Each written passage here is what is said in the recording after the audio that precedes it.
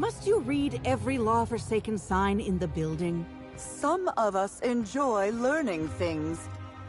Oh, yeah? And what did you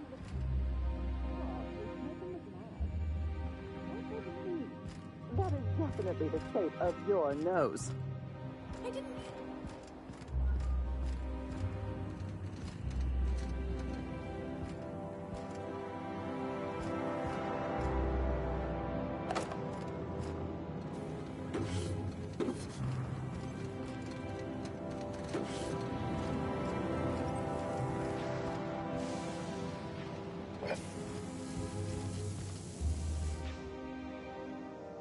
Whoa, you scared the daylights out of me. Don't sneak up on a fella like that. Say, you wouldn't happen to be the inspector investigating Halcyon Helen's murder. You look like you might fit the bill.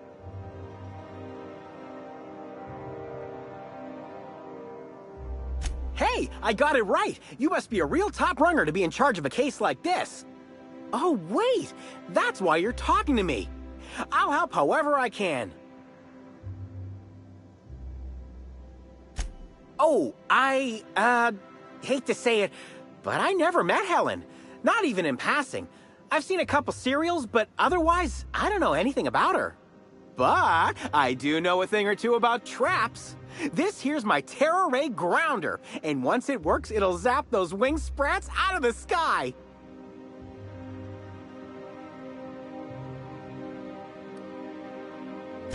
Because the filthy little flesh birds just keep coming back. But you help me get the parts I need to finish the terror.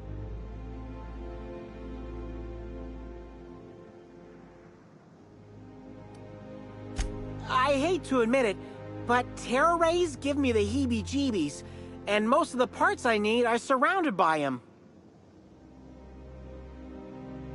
I've got an incomplete list here, but I'm a tad on the scatterbrain side. You mind taking a look at my terminal to certify I ain't forgetting anything?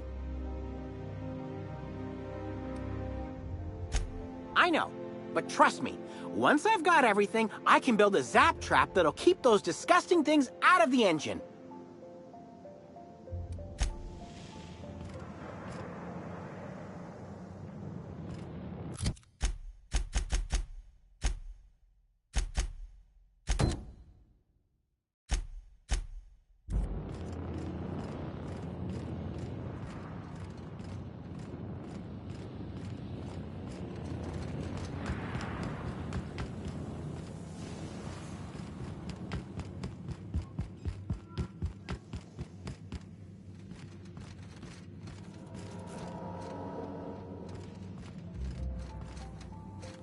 Happy customers are repeat customers.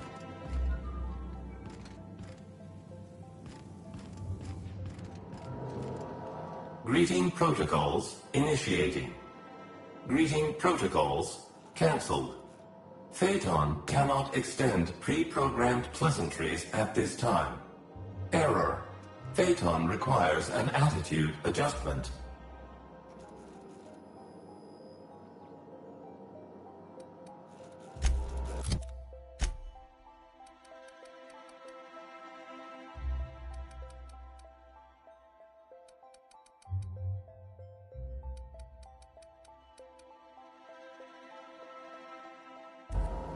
Phaeton cannot extend pre-programmed pleasantries at this time.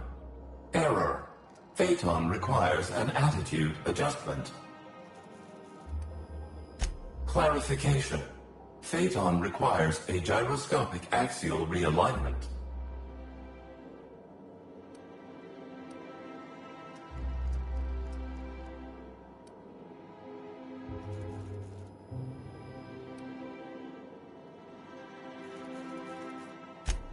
Affirmative. After all this time in Halcyon, you still have to ask. Captain Mabel Thompson is scheduled to perform routine realignment. Error. Captain Mabel Thompson is overdue to perform routine realignment.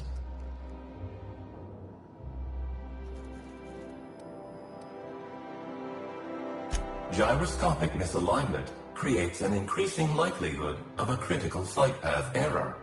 Possible outcomes include steering the Eridanos atmospheric complex into a storm, resulting in the destruction of the Eridanos atmospheric complex. Steering the Eridanos atmospheric complex into a lower altitude, resulting in the extreme compression of the Eridanos atmospheric complex.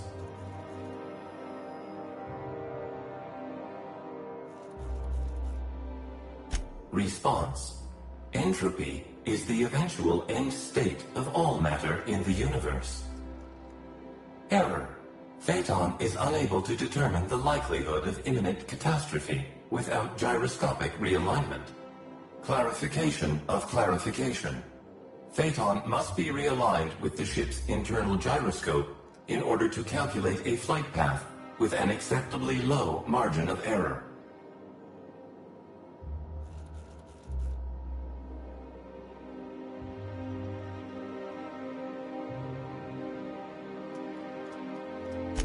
To achieve attitude adjustment, acquire the gyroscopic alignment key, or GAC, and convey it to the gyroscope management terminal in engineering.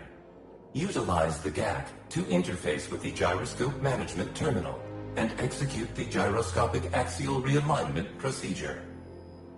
This will achieve an attitude adjustment.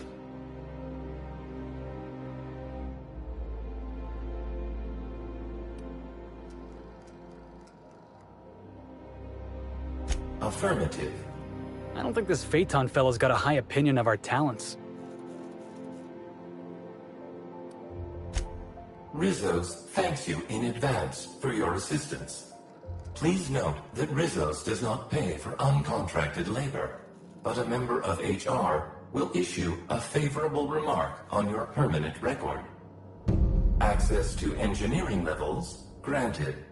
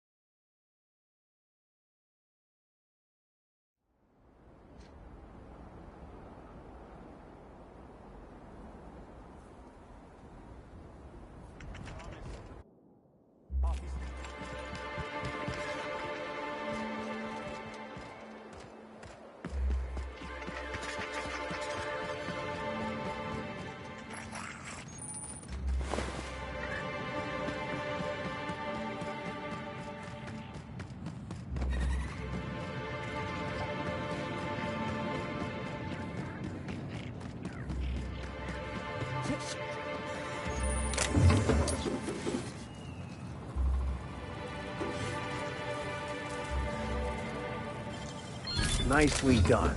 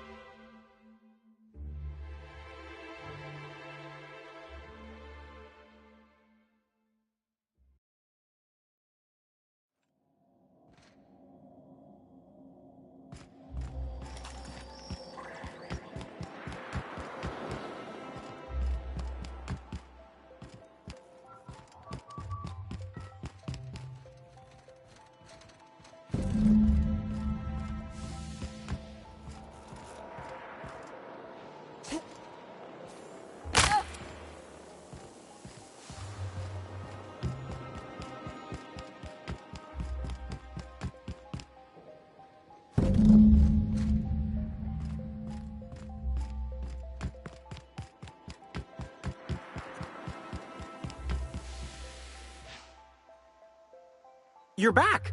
Any luck finding what we need for the Terra Ray grounder? Excellent! I should finally be able to get this thing working. Here, take this. It's the least I can do for all your help against those leathery abominations. Oh wait, there's one more thing. You don't happen to have a pinwheel, do you? It'll help generate electricity as we move through the atmosphere. Plus, all Rizzo's products are supposed to have an element of whimsy. Great, I'll give you a nice bonus if you bring one back to me.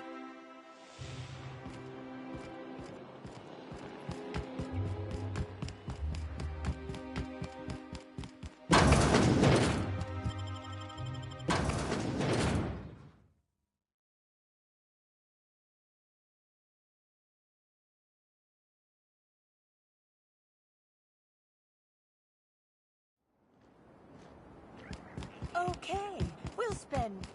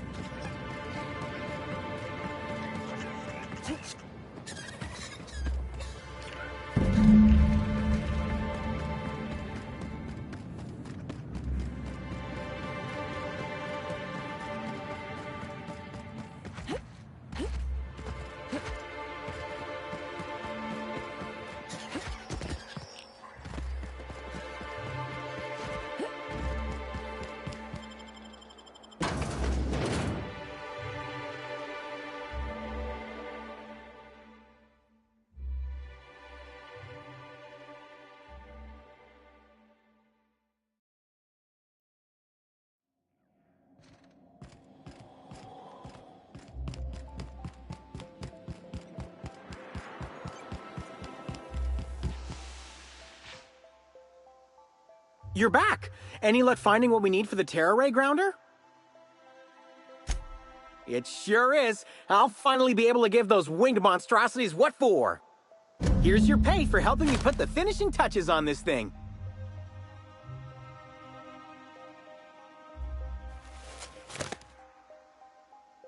Me too. And if a few other bits keeps it safe, they're yours. Thanks again for your help, Inspector.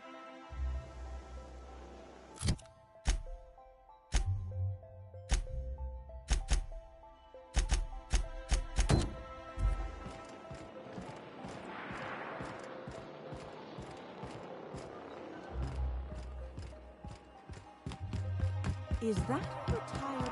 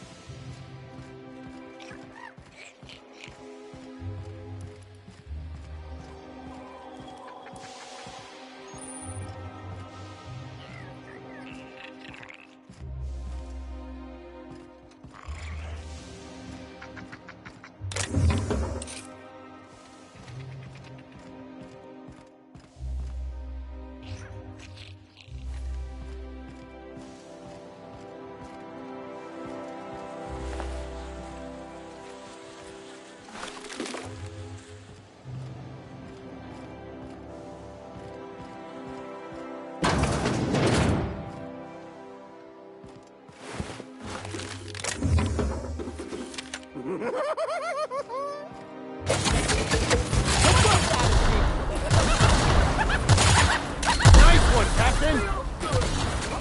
Yeah! That's what you get! I just want to be your friend!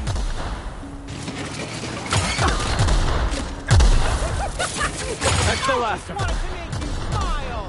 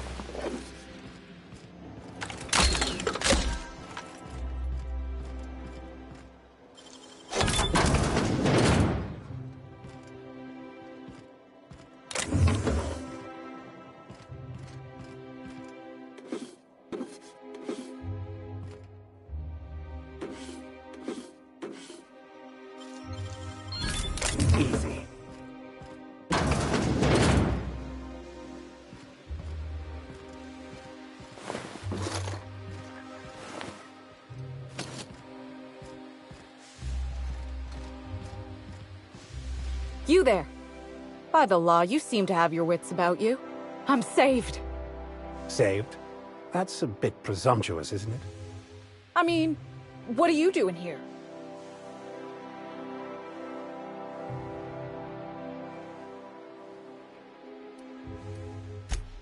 I am strategically evading a threat. The only people I've seen down here tried to kill me. The automechs are shooting anything that moves. And then there's the canids.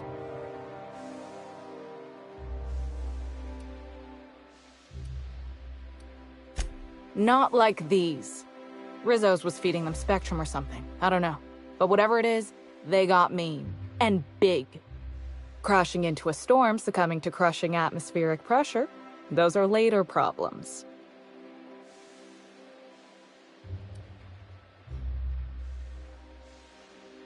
Please, I don't need help.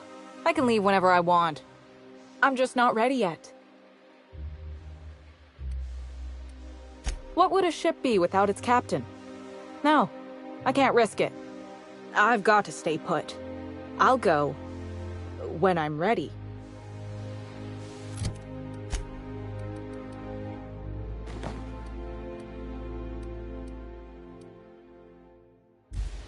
I'll leave when I'm just... live like a coward. Shit. Oh, right. I see what you're trying to do. And it's working. I'll let you help. You got a real interesting motivational technique. Meet me at the engineering overlook above the gyroscope. And bring the GAC. Just watch your step. The automechanicals will fire on anything that moves. Except for their captain, of course. I'm a captain, not an engineer. Still, you might be able to avoid some of them if you come through here.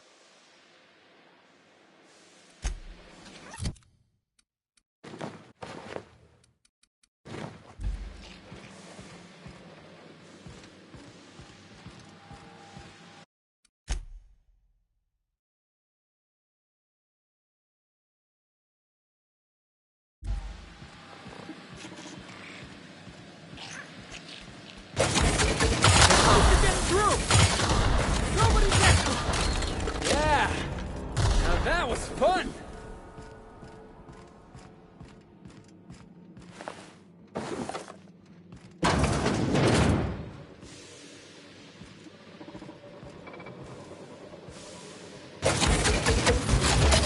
Looks like we're doing this. I don't think that's working! Fits!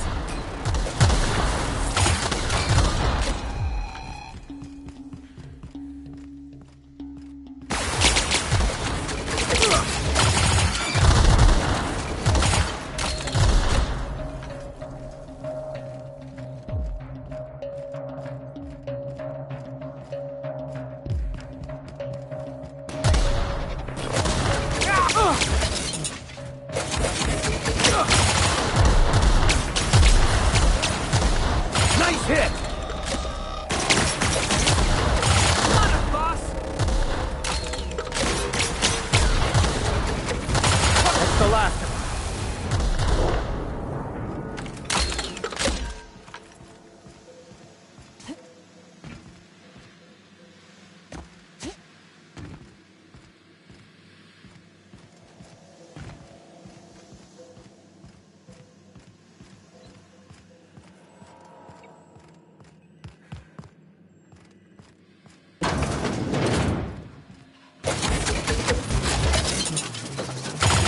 nice hit!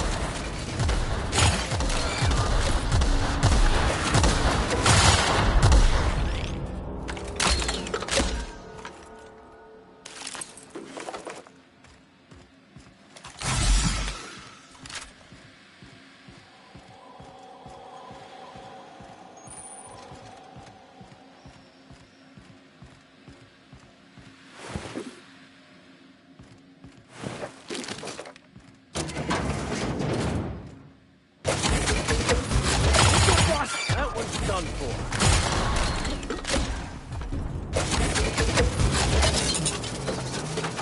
I have your back, Captain.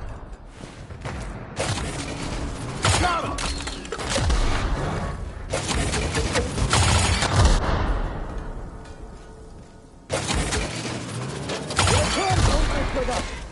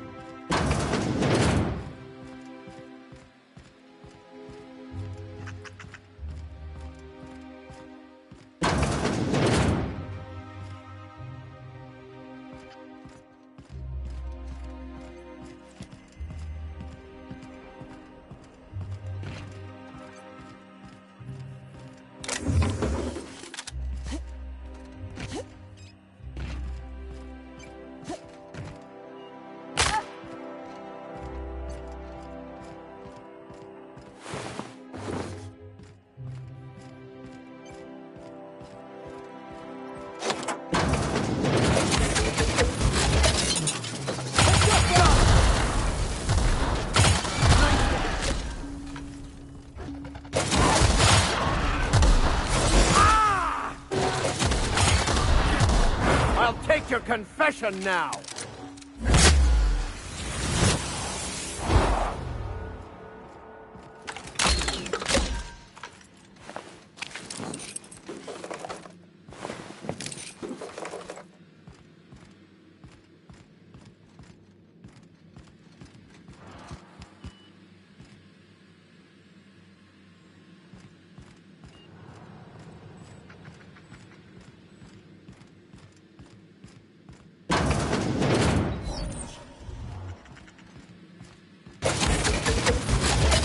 We're doing what? Schoolwork Felix! Everyone all right?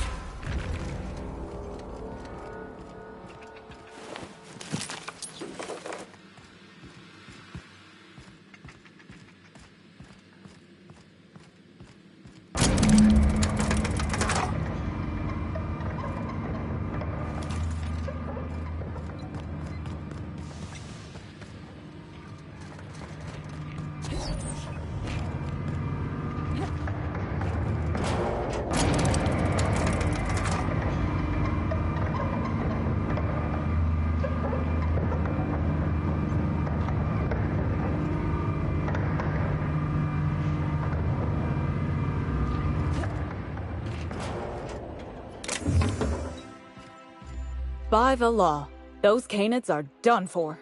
We did it, friend. Anyway, I was thinking, you should do the honors. Realign Phaeton, since you've been such great help in all of this.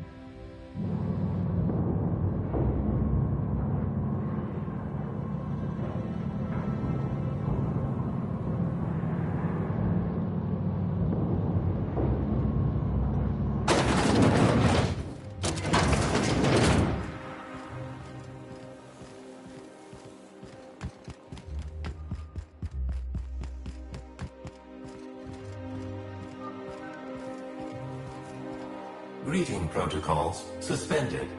Checking for gyroscopic alignment. Gyroscopic alignment confirmed. Rizos thanks you for your assistance.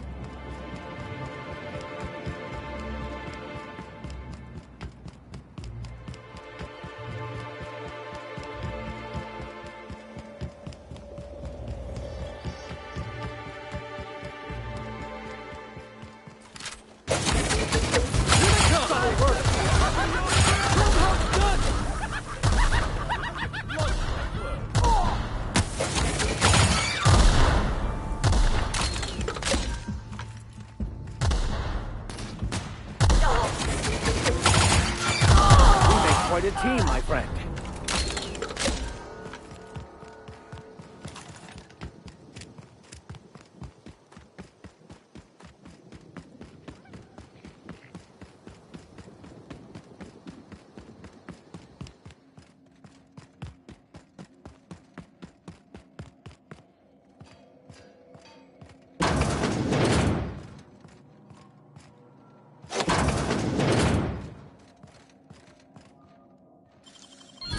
Impressive, as always.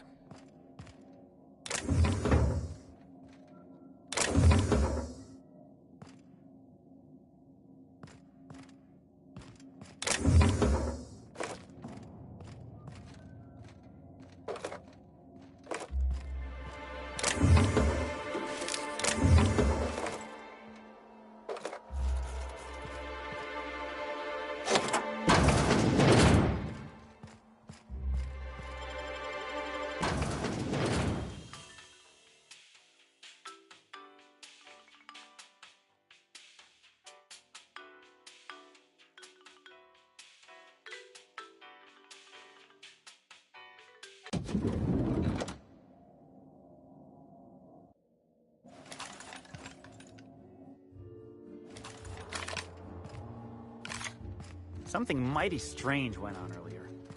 What happened? Norval got his cap stuck in the toilet again? Not today. I was...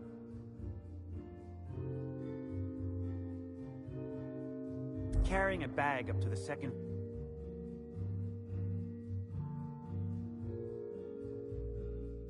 VIP guest floor earlier. Even for our guests, it was spectacularly heavy. Wow, exciting. I wasn't...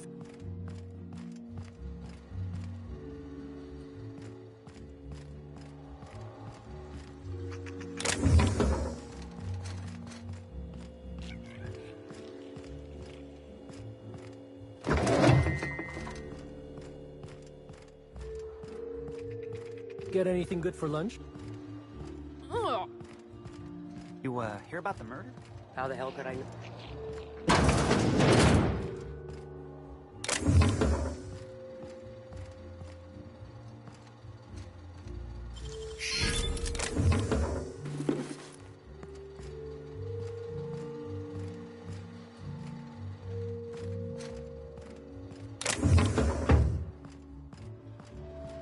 Of course the hotel don't give their workers a decent living.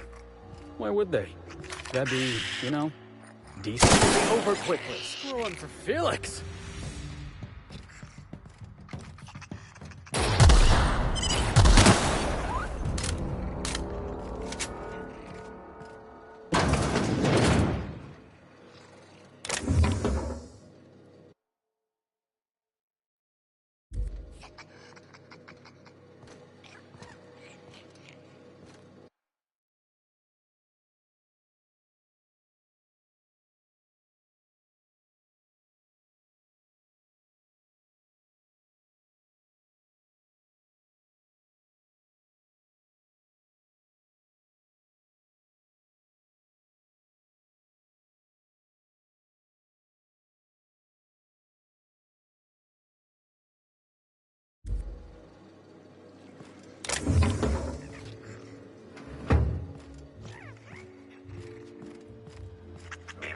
Timeline discrepancy detected nearby. Inspector, I've detected a structural anomaly within a 0.8 meter radius of this locked door.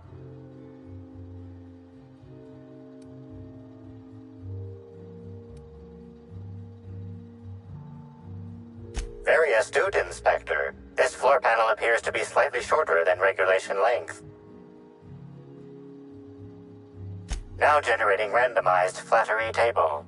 Well done, Inspector. What sharp oculars you possess. This floor panel is 0.3 millimeters shorter than regulation length, suggesting unauthorized modification.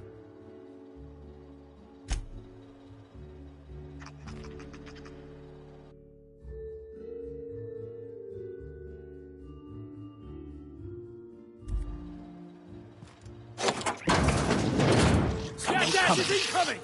Get it out! Get it out!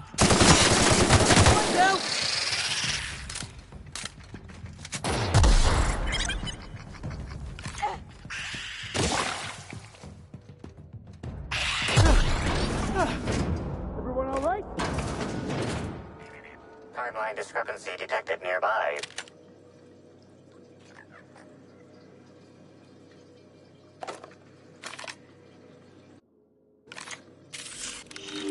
Analysis confirms this is Evan O'Connell.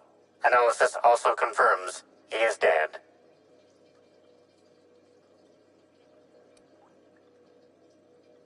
Per additional study of this body's skeletal structure, the cause of death was head trauma.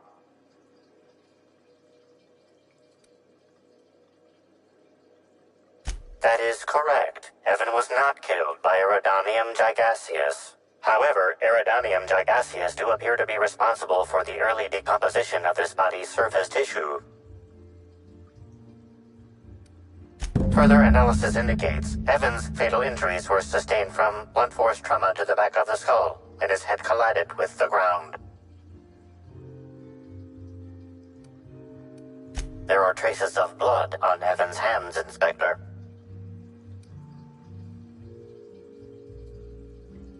Analysis concludes this blood is human, type A. Medical records indicate Evan O'Connell's blood is type O.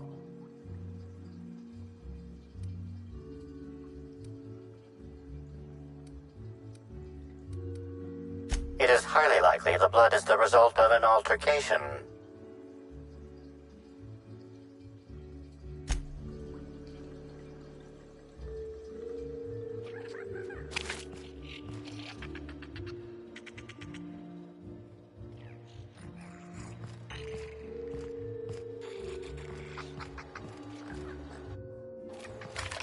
I'm trapped.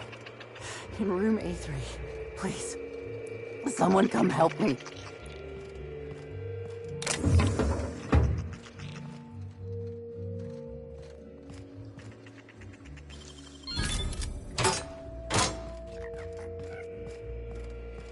I'm feeling weak. Sure, how much longer I'll make it.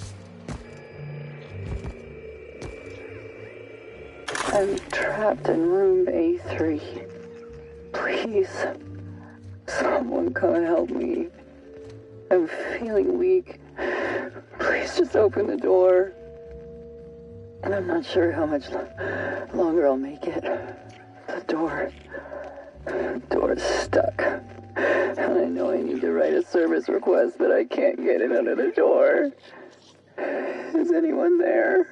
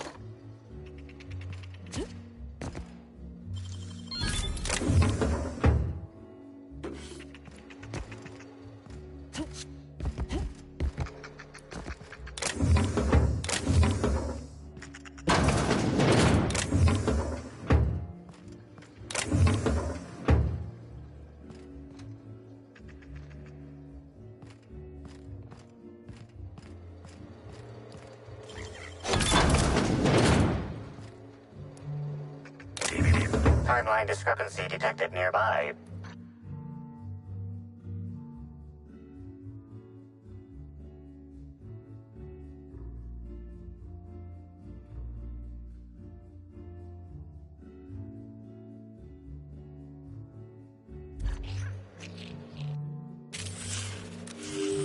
This collection of frozen food has not been restocked in some time.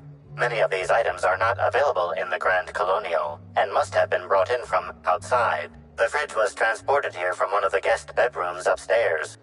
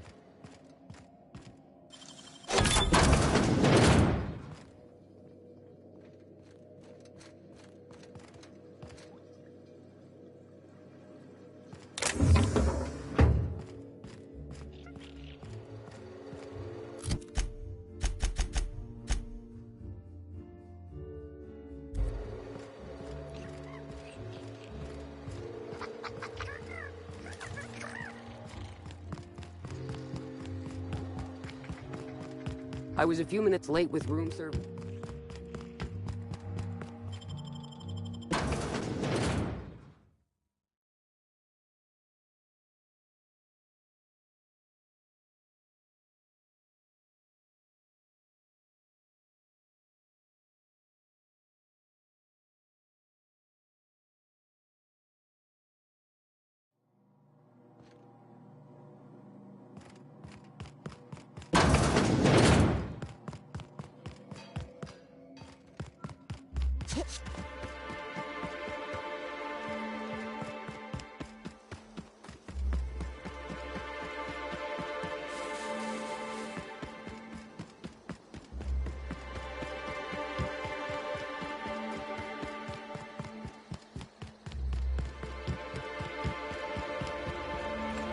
Hey, Inspector.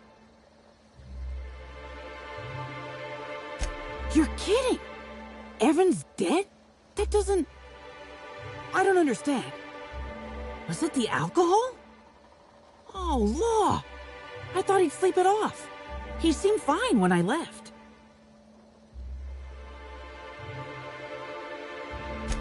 Why would you think that?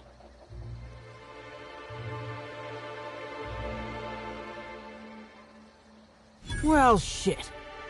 You really are an inspector, aren't you? I walked Evan to A2, like I said, and then, out of nowhere, he just came at me.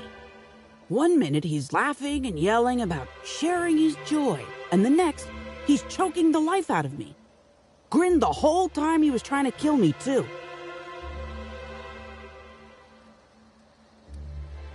I never meant to hurt him. What he did was... well, he scared me half to death. But we've been friends for years. I only wanted to get him off me. I got a good hit in, threw him off, and ran like hell. If I'd known the fall killed him, I don't know. I should have told someone. What do you want to know? Because Evan would never attack anyone. I barely believe he attacked me, and I was there. Guess it shook me up pretty good. Evan's always been a total sweetheart. I don't get it.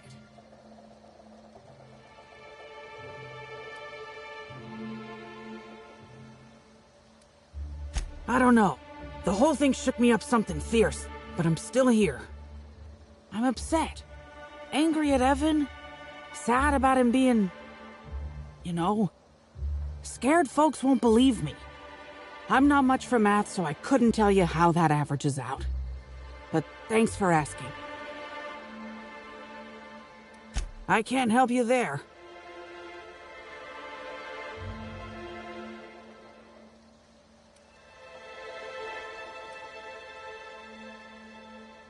Have you been to Purpleberry Orchards, Inspector?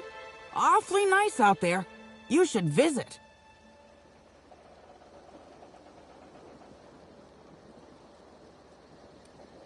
Well, think it over. So, what happens now, Inspector?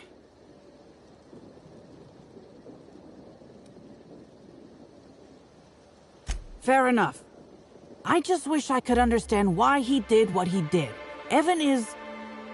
he was my friend. Or I thought he was. I don't know. I hope you're able to make more sense of this than I can, Inspector.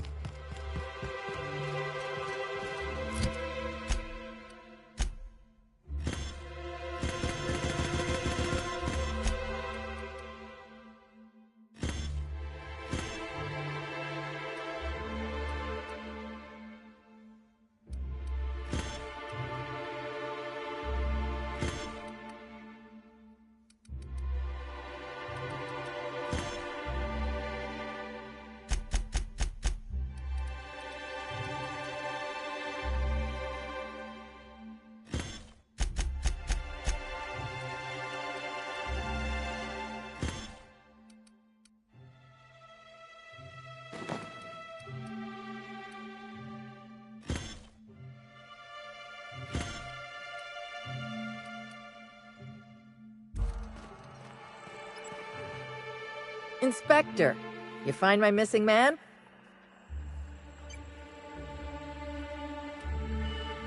Nah, I only manage operations around the hotel. Cedric does most of the maneuvering for Eridanos proper.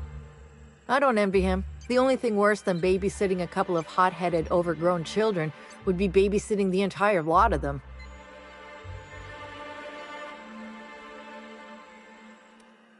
Situation's a little more complicated than you think. Suffice it to say, I'm not inclined to question Slug's place for me anytime soon.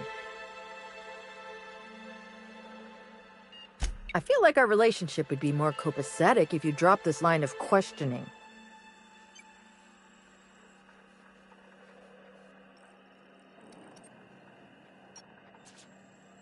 Yeah, you do have a certain murderous veneer about you. I might have used to work for Auntie Cleo. Might have been security manager of a small pharmaceutical lab. After workplace spat number 175, I decided to defect. Defection isn't taken lightly. Can't go back, so now I'm Slug for life. Shit. That's fucking inconvenient. What happened?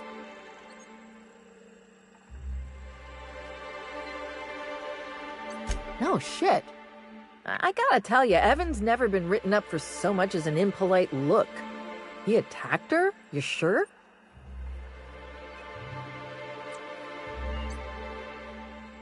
Damn. Okay.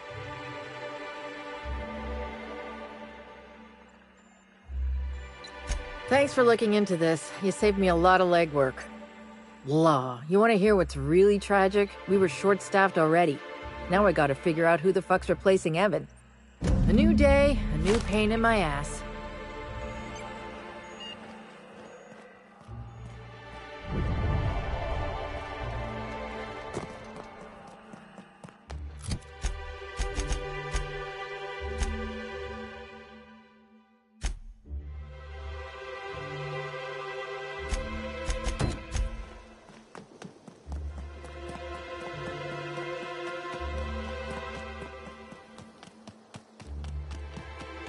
Some spokesman said that the unveiling would be...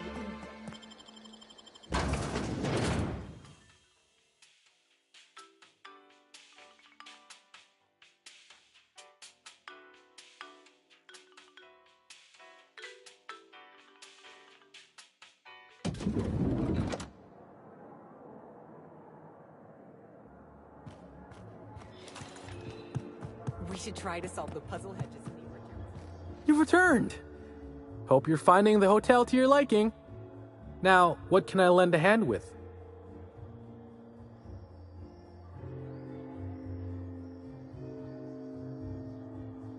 What?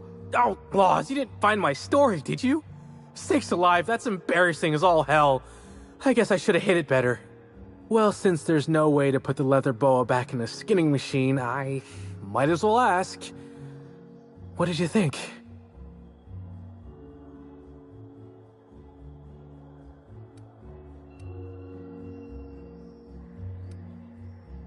Well, it's only a second draft. I obviously wouldn't submit it to be turned into a serial until at least draft 4.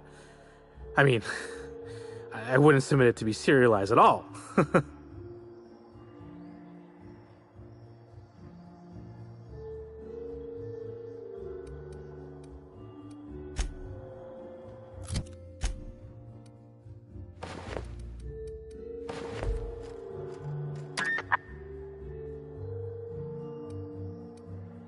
Next stop, the finest seat in the house.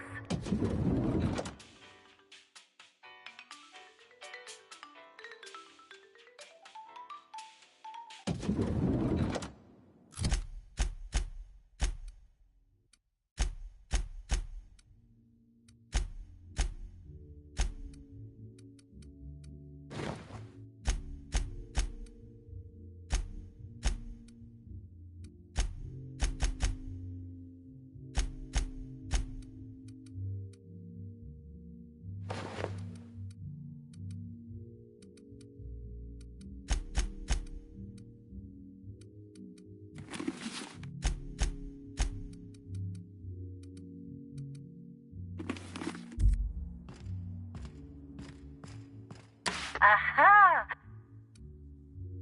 If you see Black Hole Birdie, be sure to get an autograph for me. Just joking. I've already got one.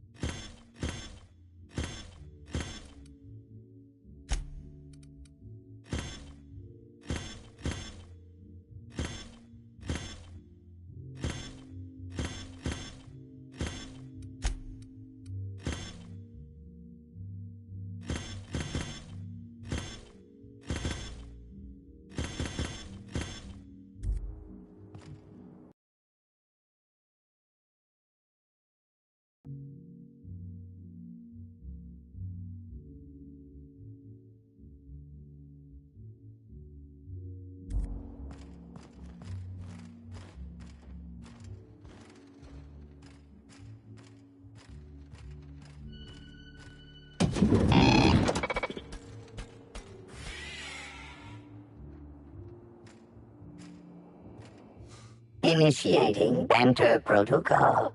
Now simulating familiar and welcoming demeanor. Burbage 3001 is trained to recognize all board-approved actors. Greetings, fellow star. Your performance in Maverick Johnston's latest drama was memorable. Burbage 3001 is impressed by your performance. My goodness, what emotion.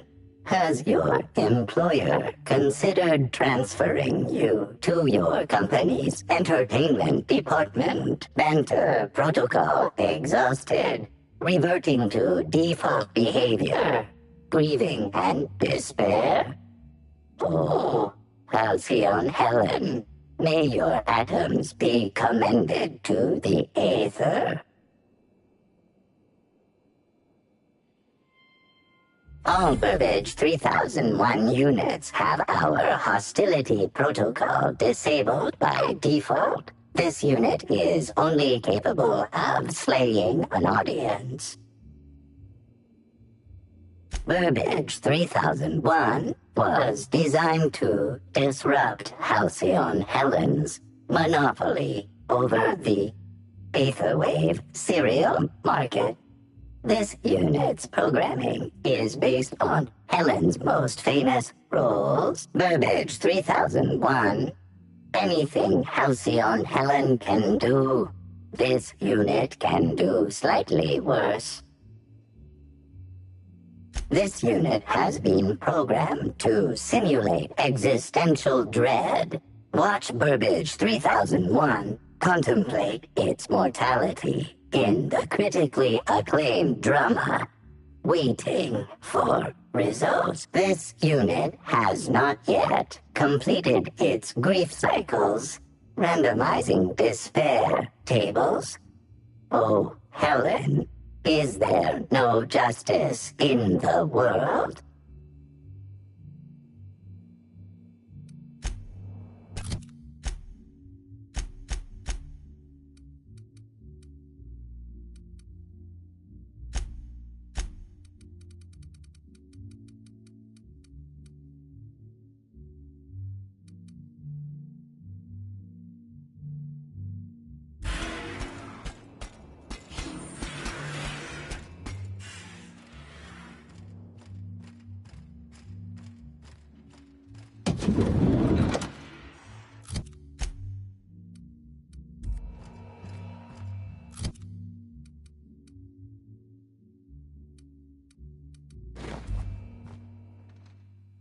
About time you arrived. I see you haven't dressed the way I asked you to, but I suppose that was expecting too much of a non-industry lout. Expect a complaint to management. Now, unless you'd like to waste more of my time, I suggest we begin rehearsing. Ready? You've fallen right into my trap, Captain. Oh, don't bother to fight back. You cannot hope to stop me from installing philosophism as the system's reigning ideology.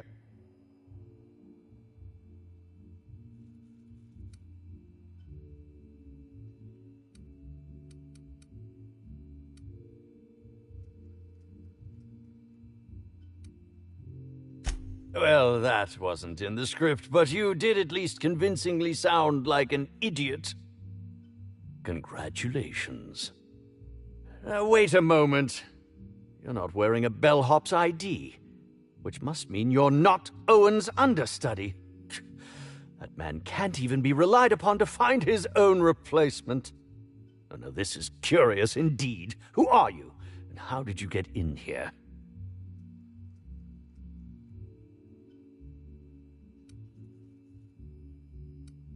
And yet you found your way to my humble hotel room. Why do I feel there's more of a reason for you to be here than you let on? I think I know, you cheeky little sprat. Now, what shall I sign first? Your weapon? Your wallet? Or perhaps something a little more personal? Undergarment signatures have been popular of late, or so I've heard.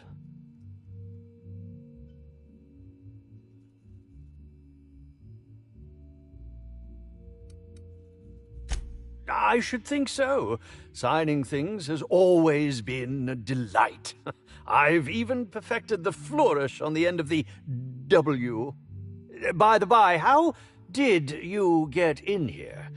The only non-staff individual cleared to enter guest rooms is supposed to be the inspector for Bellamy's murder.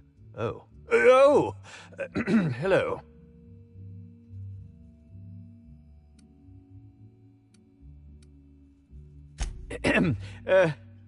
Hi. Terribly sorry, Inspector. I didn't realize it was you. Understand that I am beyond willing to comply with your search for the fiend that did Bellamy in. You know, now that I look at you, you're the perfect reflection of me, back when I starred in The Marauder's Bane. The absolute picture of justice. Ask me anything at all. I might even give you a straight answer.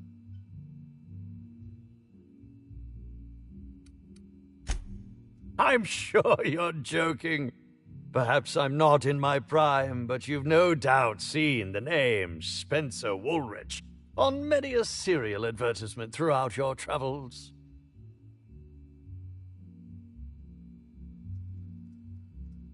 You think? I mean, yes, of course. You have, obviously.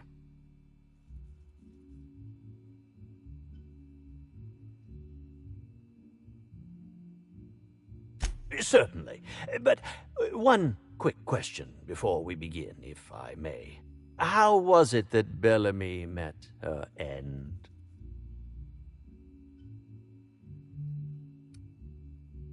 Oh, yes, I'm sure you must be overcome with emotion. Whatever the case, I hope she didn't suffer.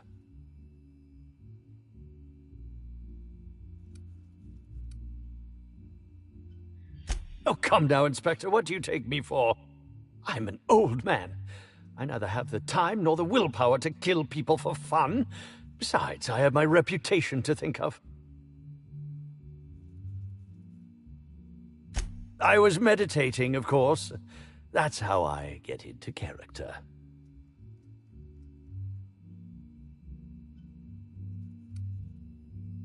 All actors have their methods, and this has been mine ever since I met that wonderful prophet of profitability. She taught me it for my role in The Unemployed Cometh. I had to lie face down on artificially heated pavement. The director wanted our suffering to be convincing. Needless to say, being able to leave my body helped to mitigate the pain, both during the 8-hour shoot and with the second-degree burns afterwards. I owe that woman much. Yeah, actually, only since I've been at the Colonial. The unemployed cometh was shot on sight. That makes it, a few weeks.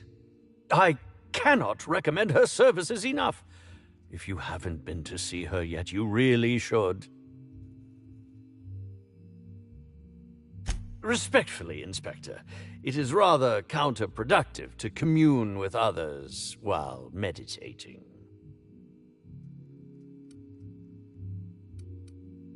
I'll answer whatever you wish.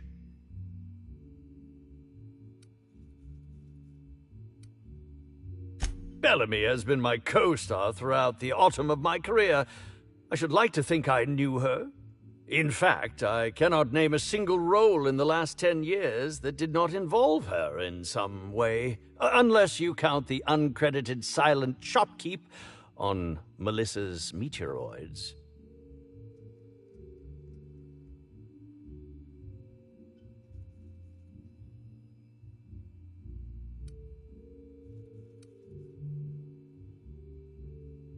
I'm not too proud to admit it.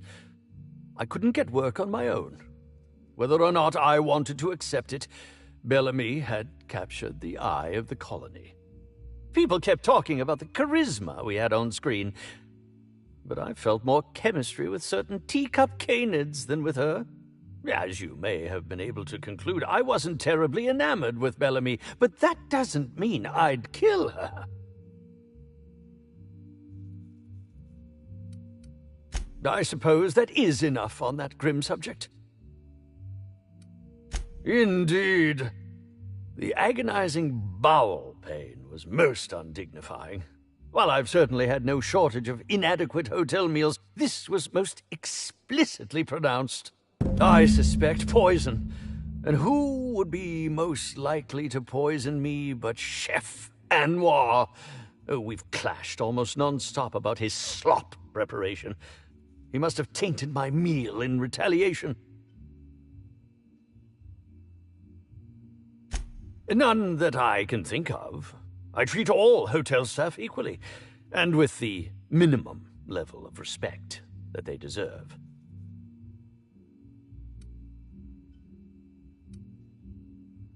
How alarming! Whoever targeted her was certainly targeting me. I can only thank my ironclad constitution that I'm standing here before you.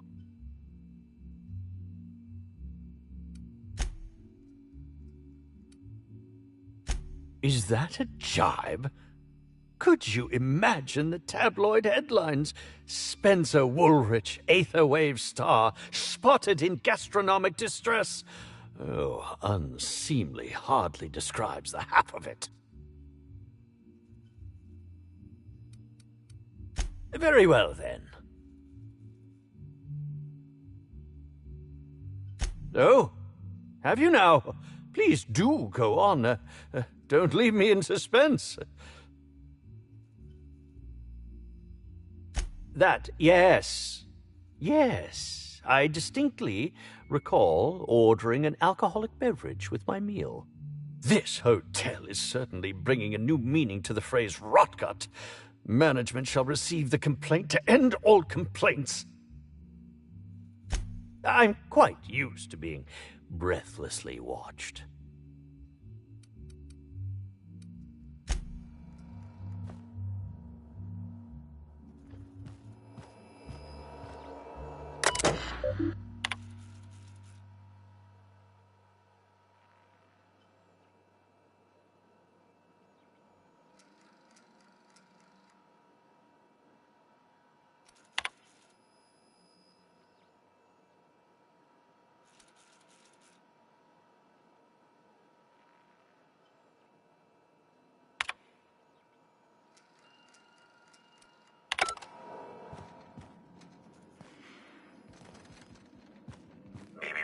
Timeline discrepancy detected nearby. Discrepancy detected. This bottle, recently discarded, contains residue from foreign substances. Chemical analysis complete. This unit has detected the following substances: oil, terrare, blood, terrare, unidentifiable biological fluids, terrare.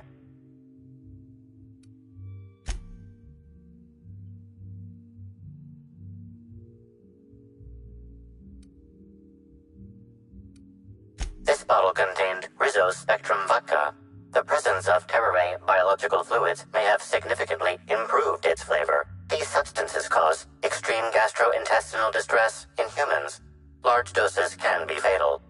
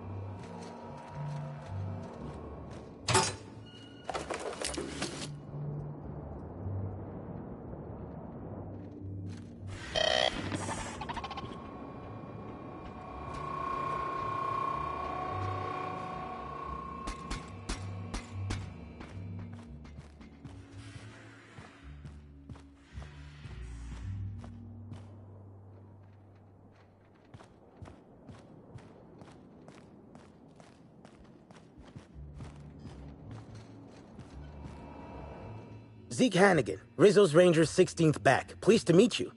What can I do for you? Oh, you must be that inspector people have been talking about. It's a damn shame about Miss Helen. She was always real good to me and the rest of the Rangers. Birdie's taking it pretty hard. Miss Helen was the love of his life. So, what did you want to know? I'm ashamed to admit it, but me and a couple of the other Rangers spent the night in Constable Keen's cells down at the spaceport. We didn't do anything serious, just a bit of pranks and vandalism. It's what usually happens when we all get to drinking. Guess Constable Keen saw things a bit differently and had us hauled off. No, we lost him somewhere along the way. Or maybe he managed to get away? I can't rightly remember. But he was definitely not sharing a cell with us. That much I know. Oh, Brady was mad about Helen. He was certifiable. The big galoot loved Helen about as much as he loved the game. Trouble is, Brady was not blessed with an abundance of temper. Helen kept Brady steady. If he lost his temper around her, it'd be because something broke between the two of them. What? Law, no.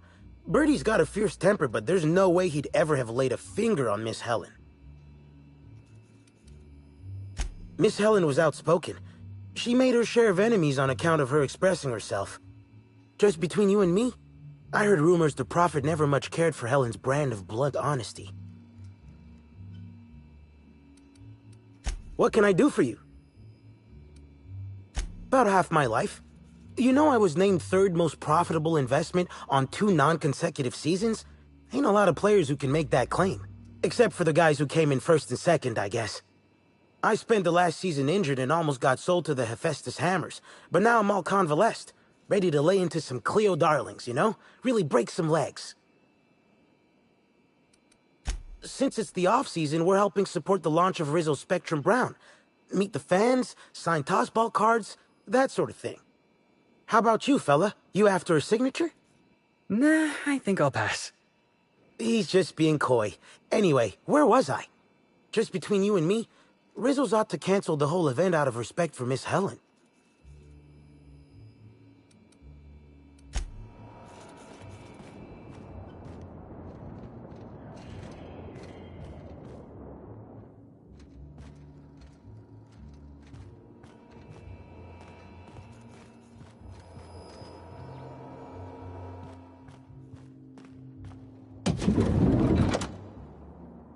What in the... How... Never mind. I don't think I want to know.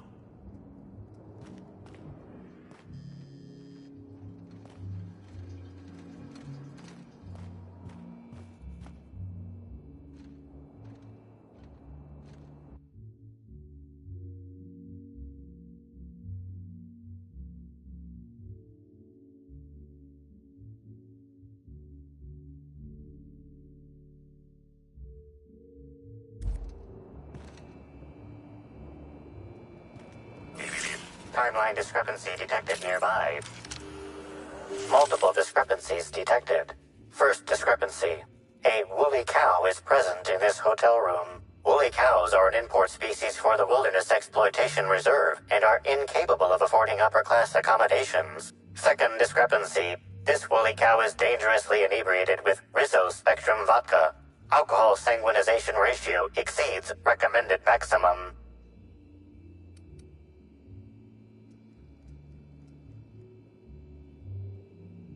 An accurate observation, Inspector.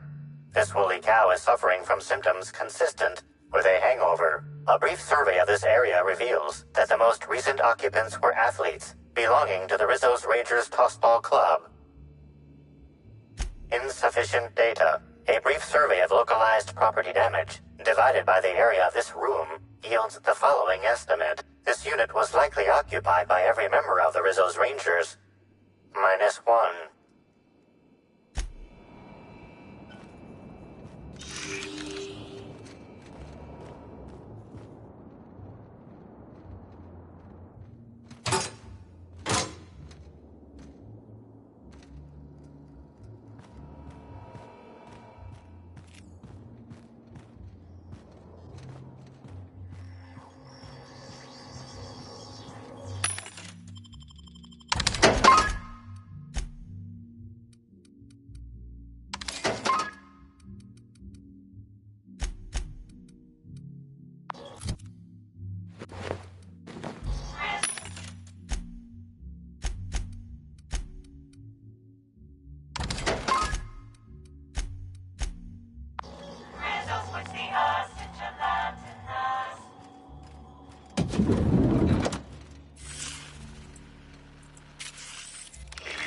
Timeline discrepancy detected nearby.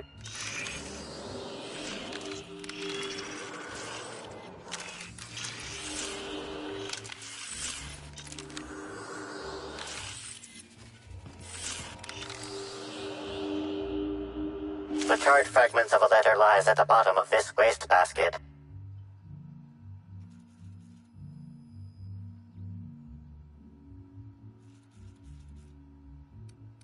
Your observation is correct and quite astute. Well, I'm stumped. Someone burned this letter shortly after Halcyon Helen's death.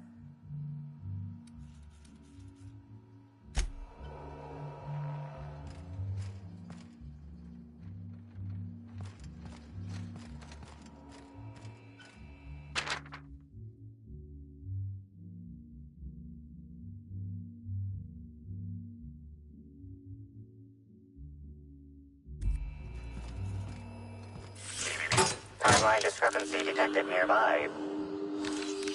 A single footprint, size 10, tossball cleat-sized. The soil in this residue contains a very high concentration of oxygen. Well done, Inspector. The weather monitoring station at the pilot house substitutes for a terraformer. The soil in his footprint likely came from there.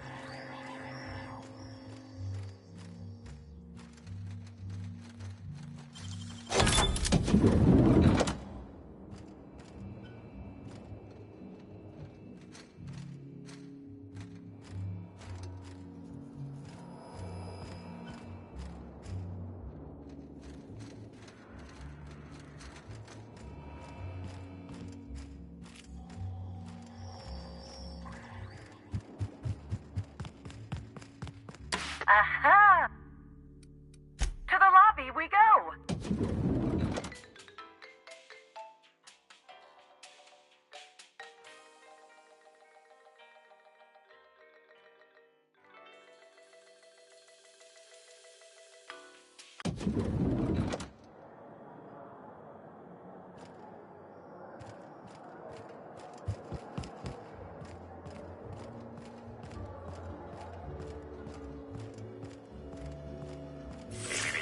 timeline discrepancy detected nearby. Yes? Are you here for the double rack of smoked sprat? Well, I'm sorry to disappoint you, but you'll have to wait. Oh, don't give me that look. Let me see if I can pencil you in for later. Actually, what am I saying? I can't do that. I'm booked for the next month. You'll have to make a reservation. Crime or no crime, I must keep my head on my work. One does not simply become the head chef in all of Eridanos by fretting over irrelevant happenings. You're the inspector? Here? Why... I mean, you may ask me whatever you want. I have nothing to hide. Of course I did. I would never allow anyone else to touch the meals of so important a guest.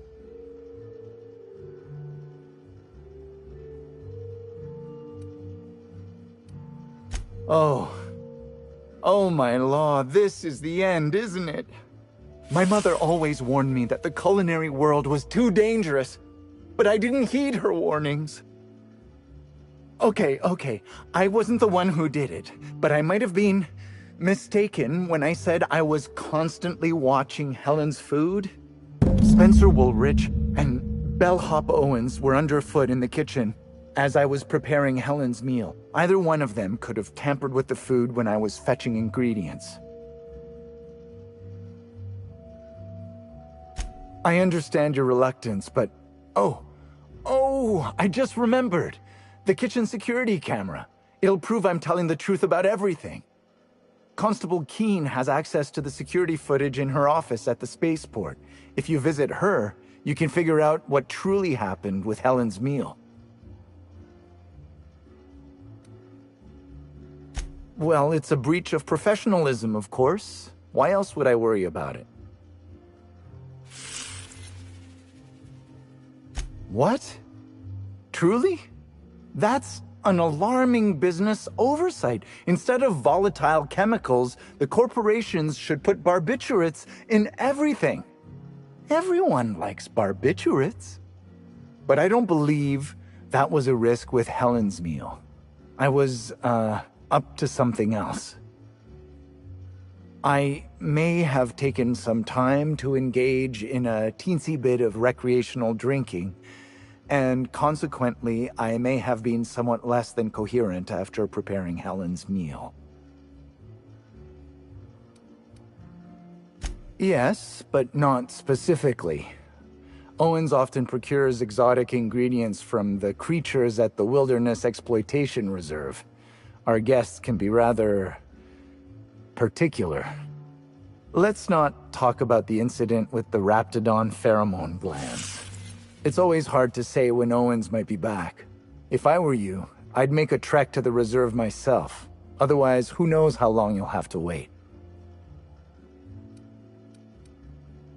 Mr. Woolrich often finds the hotel's meals wanting. He seems to enjoy complaining in person. While I could appreciate someone with a discerning palate for once, I believe that Mr. Woolrich simply enjoys the attention he gets from us. Though don't tell him I said as much. If you wish to speak with him, Mr. Woolrich can most likely be found in his suite on the VIP guest floor.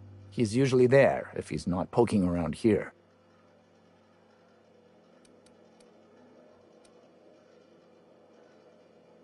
Thank you for your understanding, Inspector. I'm sure you'll find the true culprit before long.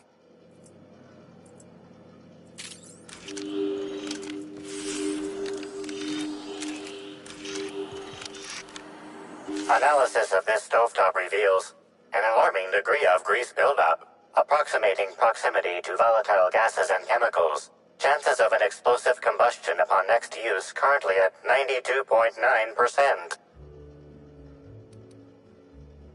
You sure that's a good idea? Performing scan. Gaslight appears to have gone out some time ago. Chance of explosive combustion without gaslight, 0.01%.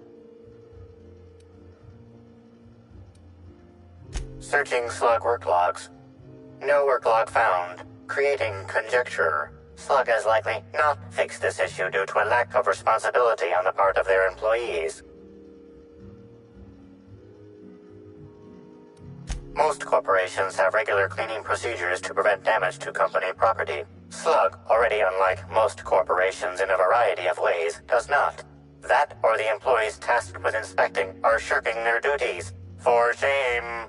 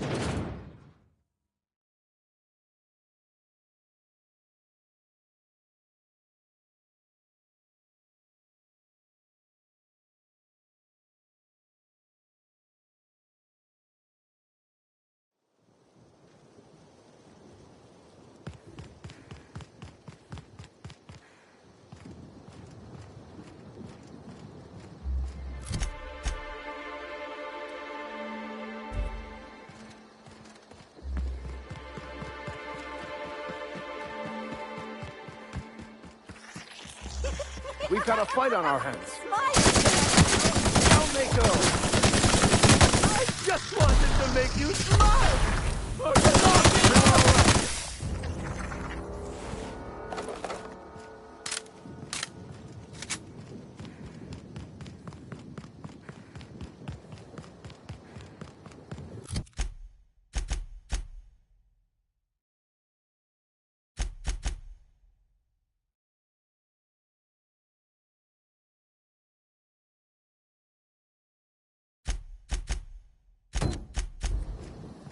Did you hear that someone tore one of the...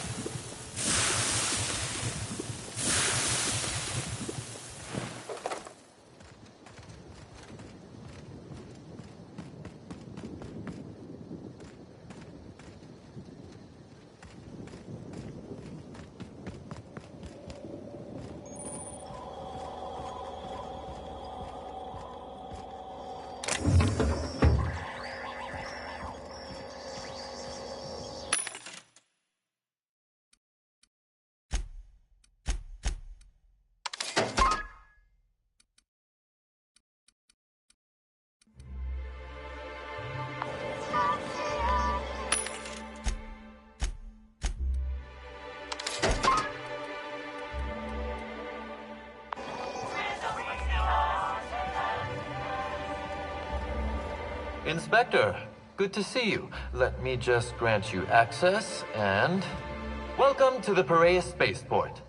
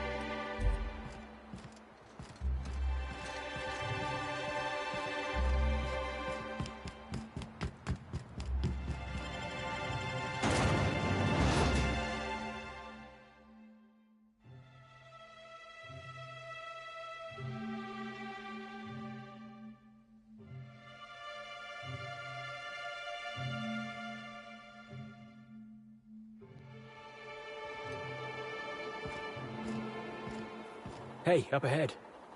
Looks like they've been waiting for us.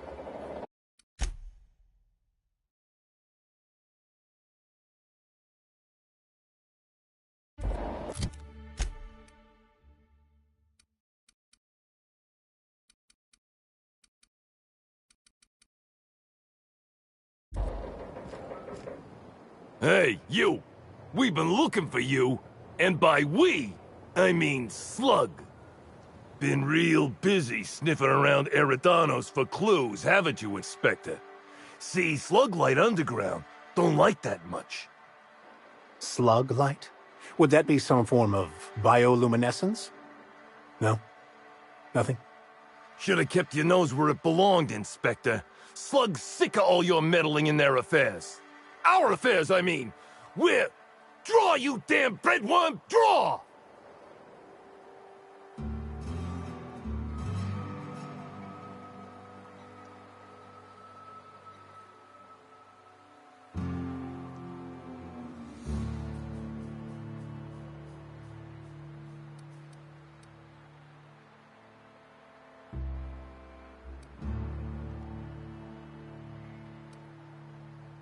You want to say that again, pal?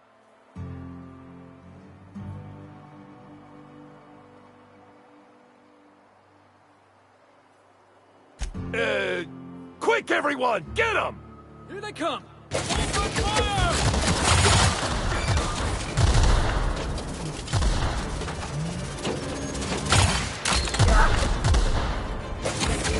Don't mess with us!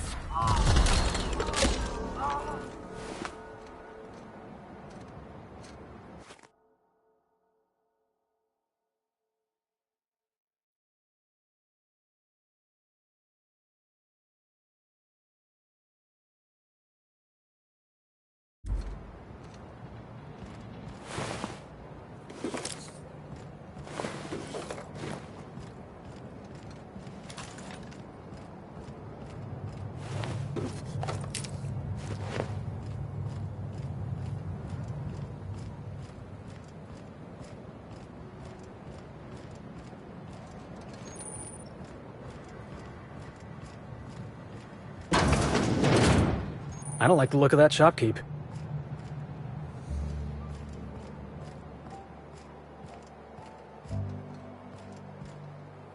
Hello. Welcome to Eridanos Dry Goods and Sundry, the most standard and unremarkable general store this side of Halcyon. I'm Marketeer Joseph Dempsey, here to make your shopping experience as pleasant and normal as possible.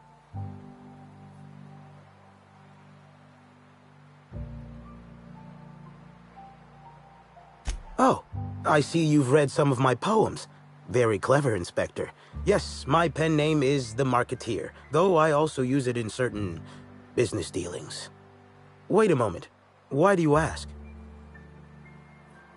Hey now, hey, let's all be reasonable here. I'm just a middleman. None of this was my idea. Occasionally, jobs requiring discretion arrive here from the hotel. Always anonymous and always lucrative. For a sizable cut, I set these jobs up and ask no questions. Somebody sent me a note telling me they wanted you dead. I don't know who, and I don't know why. I swear. Yeah, of course. It's called a paper trail. Give me a little credit. I'm a professional. I've got to have some standards.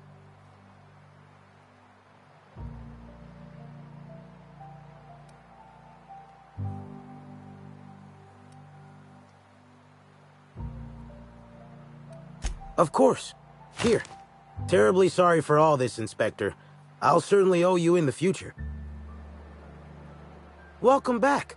The Eridanos Dry Goods and Sundry. Hey, folks take a lot of comfort in knowing their neighborhood general store is unchanging, eternal, like the land beneath their feet or the air in their lungs. Whoops, forgot I ain't supposed to poeticize on work time. The drab nature of our store profits is what I meant. Now, can I sell you anything?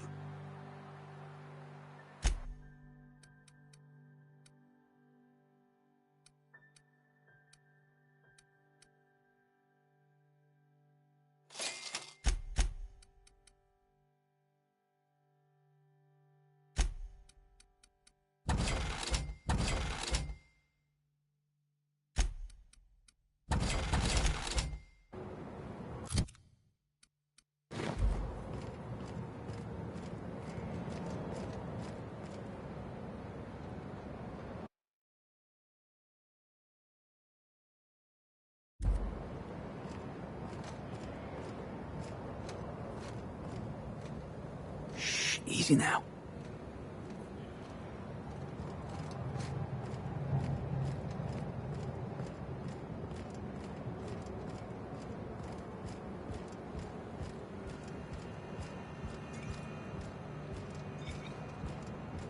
Hey, could I talk to you for a second? Hey there. Word around the spaceport is that you came in on the Unreliable. You a new crewmate?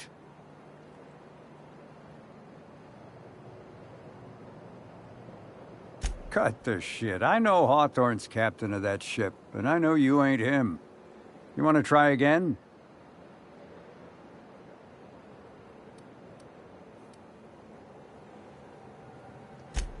Anybody else spoke to me that way, we'd have ourselves a little rumble. But at the moment, I think a hard head is exactly what I need. Let me just assume that you came to possess Hawthorne's ship through more or less legitimate means, and let me assume you're a freelancer. I have a job needs doing.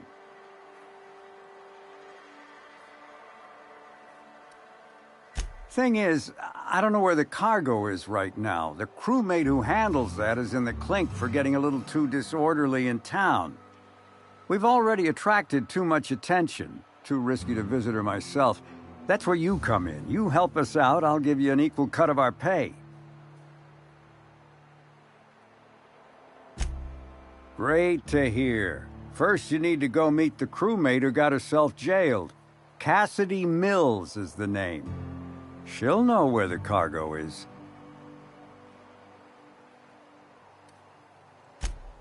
Oh, yeah, right. We have a secret phrase. I like boneless spratwurst. Say that and she'll know you're a friend.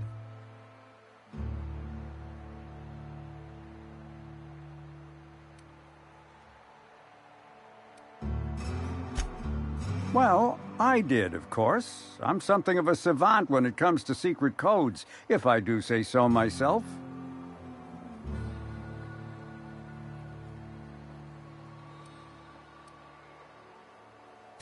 Could, but there'd go our plausible deniability. Technically, I don't know about any smuggled cargo, and Cassidy hasn't moved anything herself. If the constable asks, I can't find any contraband cargo, and Cassidy doesn't know how it got here or what's in it. Be seeing ya. Remember, Cassidy's at the constabulary. She might be a little wary, so be careful. Haven't seen you around before, but that ain't no problem. All are welcome at the Copper Bottom Cantina, so long as their bits are good, huh? Can I get you something?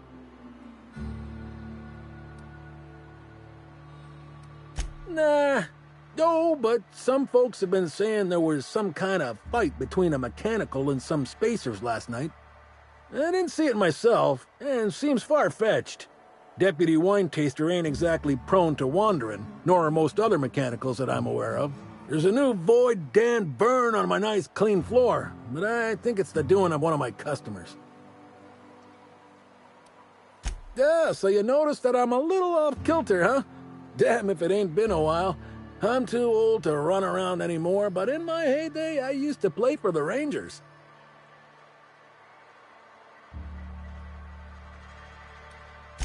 Position? I don't know. Got hit in the melon a lot, so I ain't the best in the memory department. Actually happened so often it became a specialty of mine. Wait, you're Ernest the Bean Padilla? Led the league in hit by serves 2 years in a row? You're a legend, sir. It's an honor. A legend? Oh, I don't know about that one, kid. But I'm glad folks still remember the history of the game. Folks started competing to see how many times they could hit me in a match. Called it quits not long after that. Ain't safe to take that many blows to the head. I came out to coach the Rangers during training camp, but after a while I had trouble remembering which player was which. Slug lets me bartend instead of recommending me for early retirement, for which I'm most grateful. I'd hate lying around like a deadbeat. Lot less being thrown at my head. Still some, but a lot less. I miss getting to stretch my legs, but that's old age for you. Anyhow, I think I've talked plenty now. Is there something I can get you?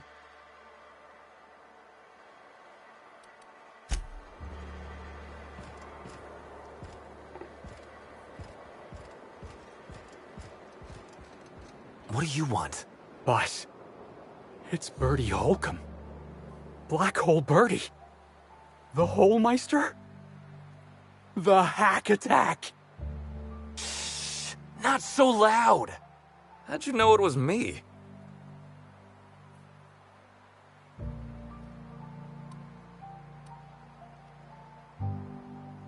That's what the disguise is for.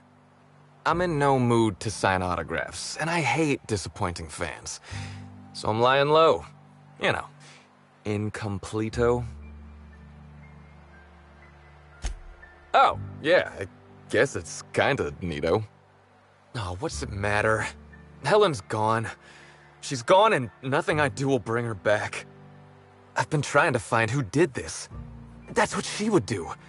Track down the killer and bring them to justice. But I'm stumped. And not very clever. Being bright was always Helen's thing. There are many types of intelligence, Mr. Holcomb. For example, your expertise on the field. Your hack attack is nothing short of brilliant. I'm pretty sure Max is being, what's the word? Condescending? Bertie's plenty sharp. You can see it in the way he plays.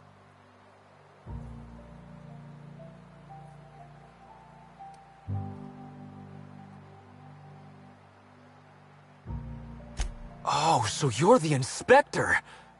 Hope you have more luck figuring things out than me. You probably want to ask me some questions, huh? I'm sure you're asking everybody questions, so you can find Helen's killer. So, how do I help? I was getting blotto with the rest of the Rangers. You know, soaked, muddled, preserved. He's saying he was drunk, Captain. The team noticed I was in a bad way when I got back to the hotel. When I told them Helen and I were Splitsville, they wanted to cheer me up. We were up the pole afore evening. The hotel staff said we was bothering the other guests on account of all the crying and yelling and practice body tackling. Zeke said we should move elsewhere, get some air.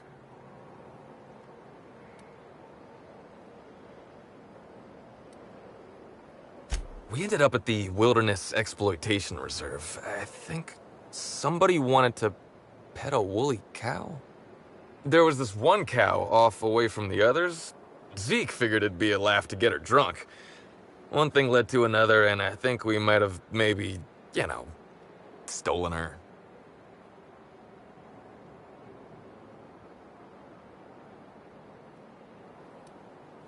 I don't know. We were drunk. And we made bad choices. She was all alone. I know how that feels now. It's so hard to be all by your lonesome. My memory's a little muddled after that. I guess me and the team got split up, 'cause I know I was on my own at the pilot house for a time.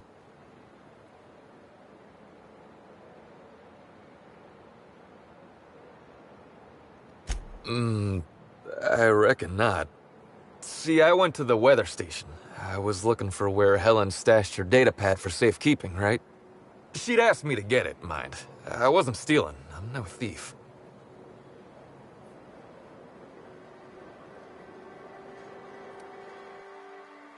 I don't know. I didn't ask. On account of she asked me in a note sent to my hotel room.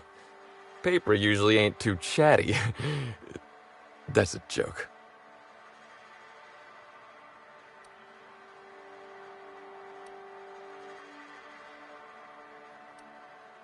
Helen thought I was funny. I found the data pad at the weather station, like Helen said, but then a guard found me. She started yelling about how I was trespassing and in serious trouble. Thing is, it was real dark out there. So dark, she couldn't tell who I was.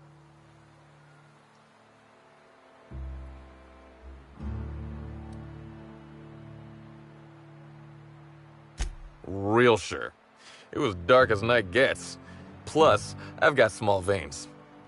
Anyway, I didn't much feel like trying to explain why I was out there, or why I was drunk, and holding someone else's data pad, and also maybe crying a little, so I booked it. Ran like the Rangers were down by 3, and I just bronzed the toss ball in the Friday zone.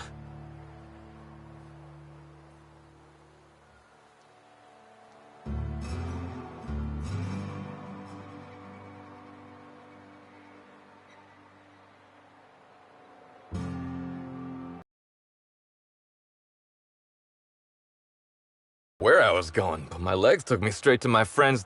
to my... fridge... Raider.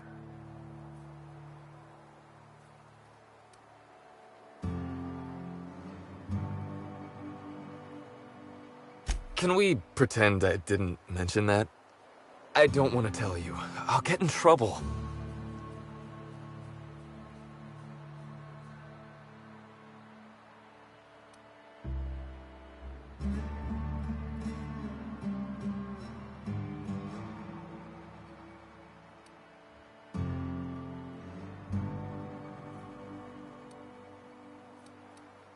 Trouble. An interesting concept. Depends on who's making the rules, doesn't it? One man's hero is another man's villain and all that. Don't make us be the villains here, Bertie. Wait. What? Is he threatening me? Am I being threatened? I'm confused.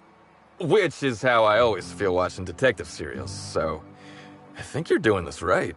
Look, I talked to Auric, okay? Auric West. Hangs out around the spaceport. He's the one who taught me the breathing exercises I use to calm down.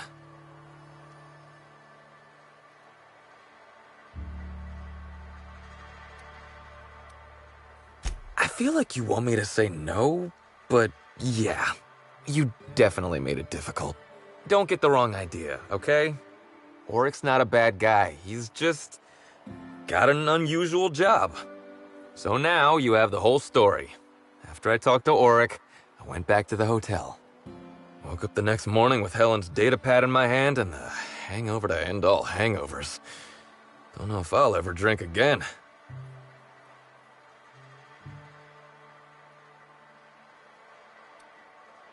Oh, I mean the hard stuff. Beer doesn't count. Anyway, you ought to take Helen's data pad. Maybe you'll have better luck understanding her notes. Either she was writing in code or I'm dumber than a bag of hammers. I tried for hours to crack her notes, but it's like I said. Being bright was Helen's thing.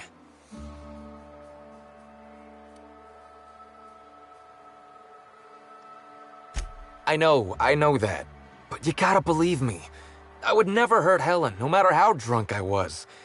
You could preserve me in Spectrum Brown and I wouldn't even look at her funny.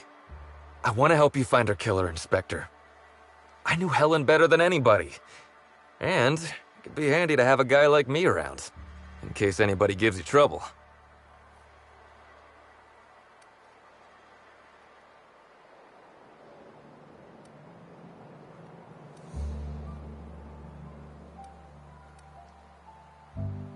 I get it.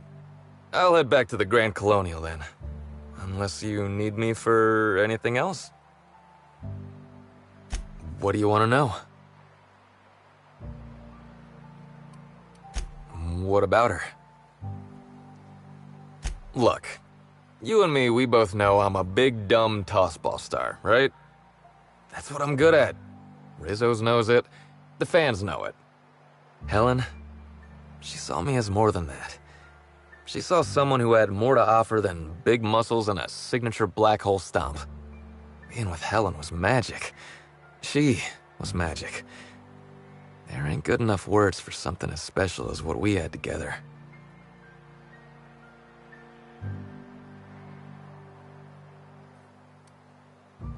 I wish I knew. Must have been something I did. At the picnic, Helen just kept saying she didn't want to drag me into her world. Maybe one of the higher-ups in motion pictures was giving her trouble over us? I don't know. I tried to understand, but I don't. Rival actresses, maybe? I don't know too much about the motion picture industry. Except for Helen's pictures, obviously. Those I probably know by heart. Seen them about 100 times each.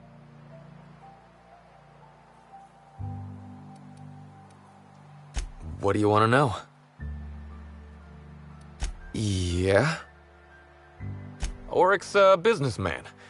He sells stuff you can't get elsewhere. You know, alternative stuff. We're talking sort of science, crockery, whole supplements.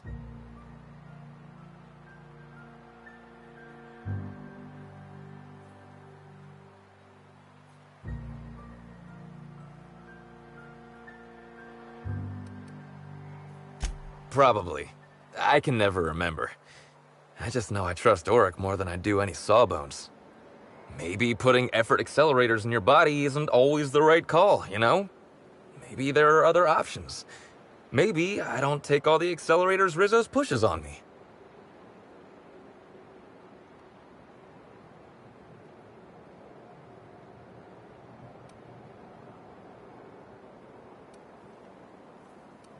People get worked up about this kind of thing is all. Not that my personal business should be any concern of theirs. Yeah?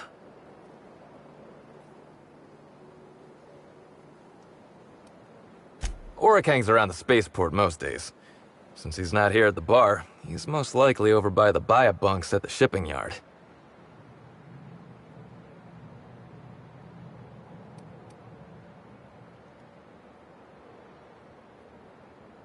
I remember sending her the recording, but law, I was halfway to preserved by then. I don't know what was on it. When I realized what I'd done, I panicked. If I'd said something dumb, folks might think I was involved in her death. I was scared of looking suspicious.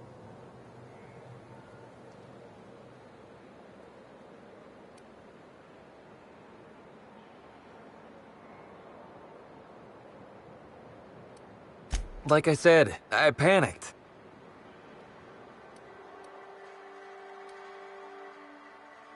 Tossball was, is, and always will be the greatest game in the universe. And I would give it up in a heartbeat to have Helen back.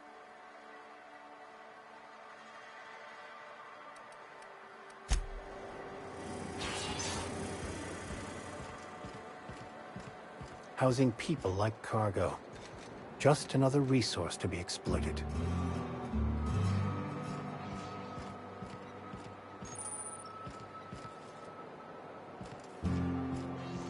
Hey, pal.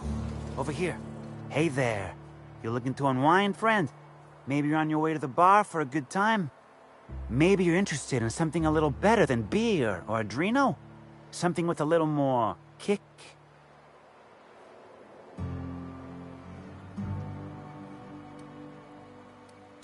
The name's Oric. I deal in, shall we say, holistic pharmaceuticals, natural substances and the like. You know, alternative stuff. I know.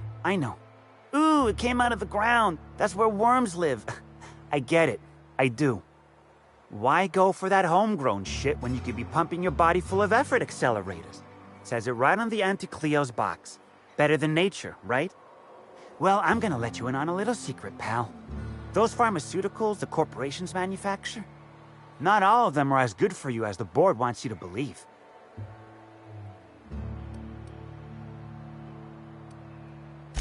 Alternatives. That's the way to go, pal. Trust me. No matter what ails you, I got what you need.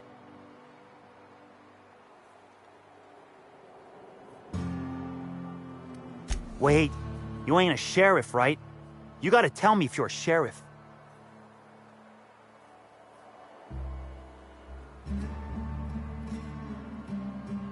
Because you talk like one. I'd like to ask you some questions. No one says that outside of the serials. All right, fine. Yeah, I know, Birdie. So what? You may or may not buy alternatives from me from time to time. A little diluted mantisaur essence here, a little vitamin B negative there.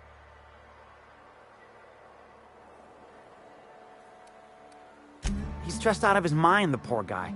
Everyone knows his name. Can't turn around without having to sign an autograph. Then you throw in playing tossball for a living. Violence like that, it does things to a body. It does things to the head. Yeah, that was me. Birdie's got a temper, but he's not a bad kid, you know? He's trying to work on it.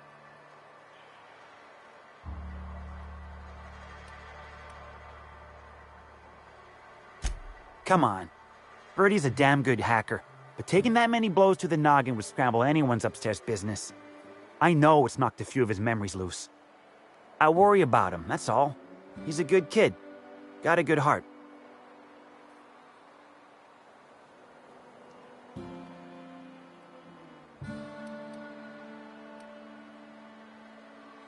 Yeah. Damn shame about that. Birdie thought the world of Helen, you know. He showed up drunk at my place wanting to talk about the breakup. Helen dumped him, he said. Boy, was he in a bad way. I'd never seen him like that before. We talked for a while, and when he felt better, I sent him back to the hotel. Told him to drink more water and get some sleep.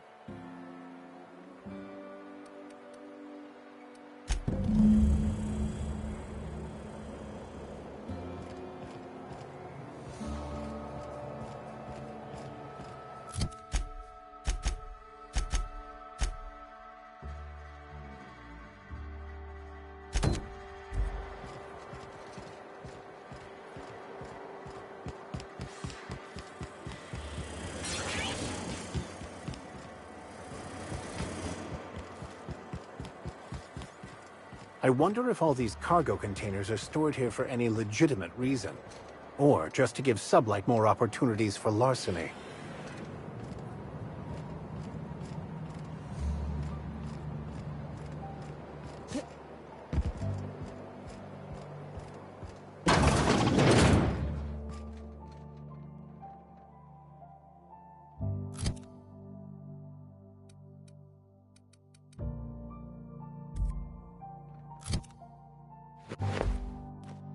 Greetings, non-criminally associated individual. The Rizzo's constabulary is currently not closed due to a sprat infestation. Bureaucratic processes are currently suspended. At present, criminal reports do not require paperwork. Please lament only in marked lamentation zones. Please speak clearly into this unit's recording instruments.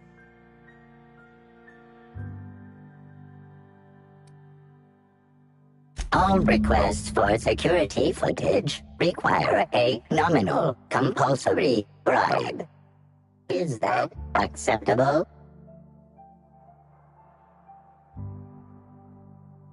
Bits received. Delivering footage. If you would like a wine recommendation to pair with that footage, please submit the requisite request forms. Is there any other assistance this unit may provide? Error. Unit designation no longer wine taster. Unit designation now deputy. While potential lethality of unit instrumentation bears towards 95%, violent utilization of equipment would void unit warranty. All Rizzo's constabularies must include at least one deputy constable among the pool of available Rizzo's employee candidates. This unit was considered the most competent. Unit does not have a favorite wine. Unit is incapable of taste.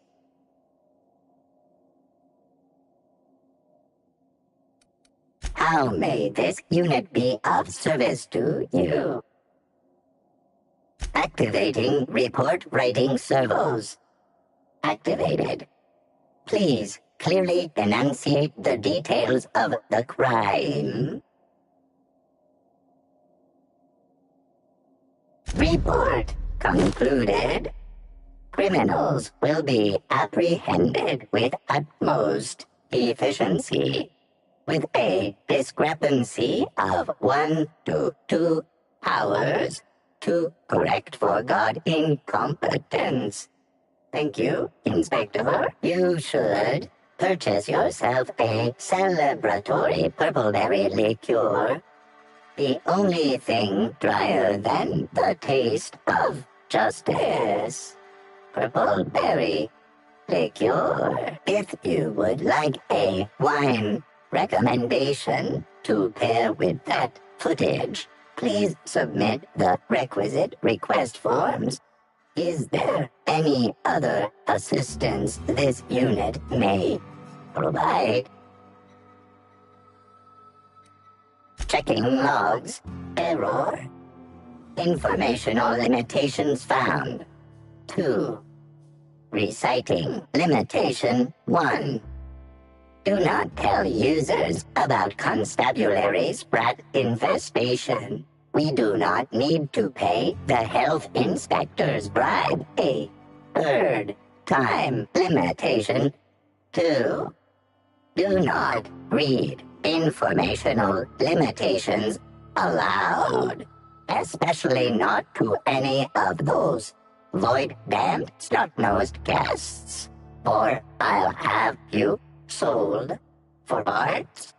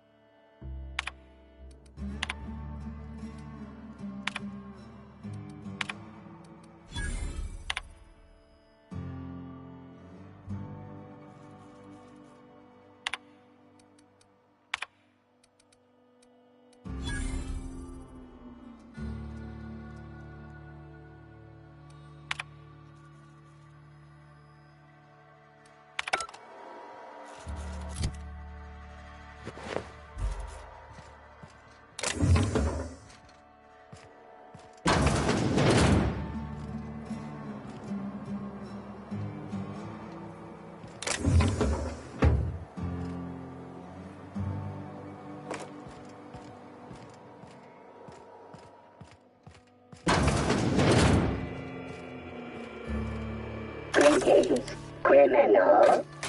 This unit would implore you to confess to your crime of landing with an expired permit. Please explicate your defense into this unit's recording equipment. My permit wasn't expired, Scrap Heap. You probably just scanned it wrong. Error. Unit's permit reading equipment was updated only last week. Please tell a different lie. Tell a different... You're a mechanical.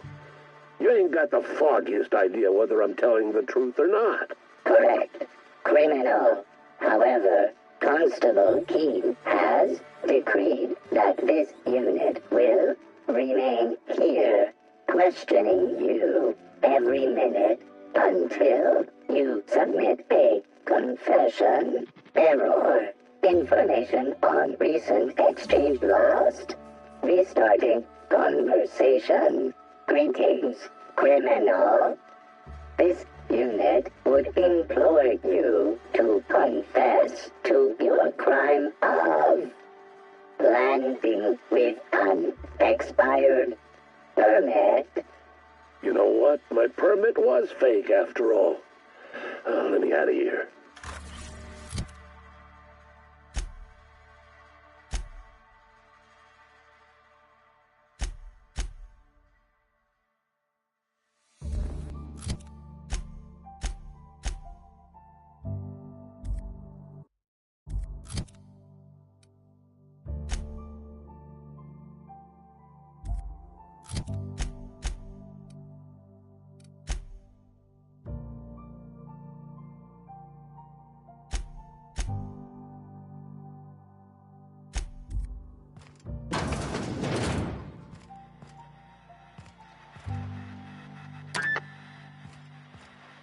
If I made a bet with you at the Copper Bottom last night, let's call it off now.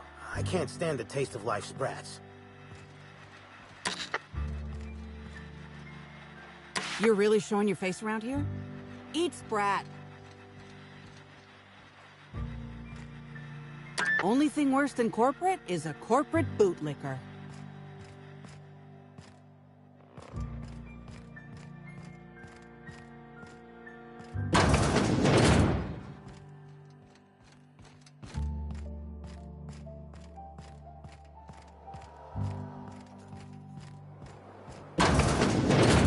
Oh no. Timeline discrepancy detected nearby. An aberration in the expected timeline for this organic being has occurred. Behold, the body of Maria Keene, formerly the constable of the Eridanos atmospheric complex. No signs of life detected. Maria Keene is survived by no known relatives. Excellent observation, Inspector. Multiple wounds located in the frontal bone and between the clavicles suggest she was facing away from her attacker. Furthermore, the location and circumference of exit wounds suggest a firearm with unconventional ammunition.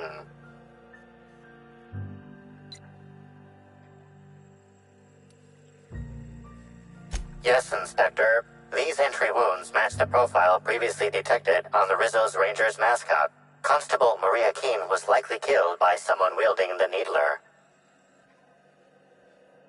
These casings are too minuscule for conventional small-caliber firearms.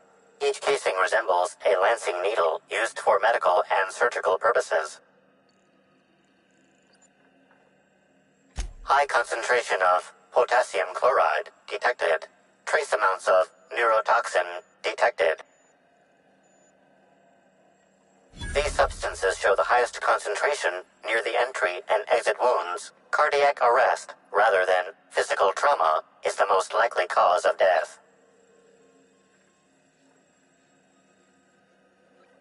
Your memo has been noted. This unit has been programmed to offer encouragement during moments of emotional strain. Banter protocol activated. We'll find the Sprat bastards responsible, Inspector.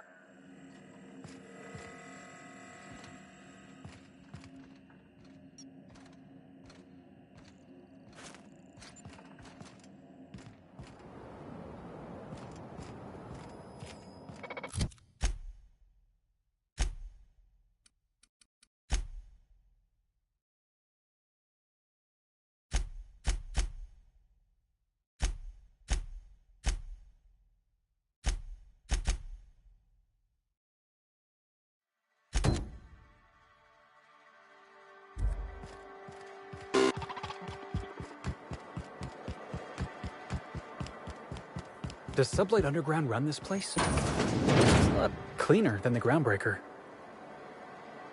You got an appointment? Appointment? Yeah, that's why you're here. Appointment?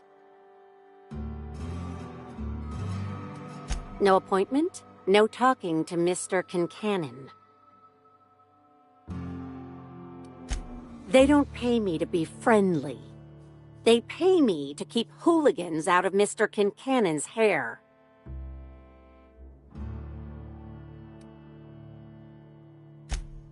I'd say so.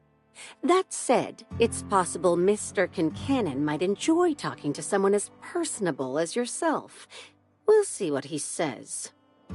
Mr. Kincannon, got a person of interest here to see you. think they've got business. That sounds like our inspector. Please, send her up.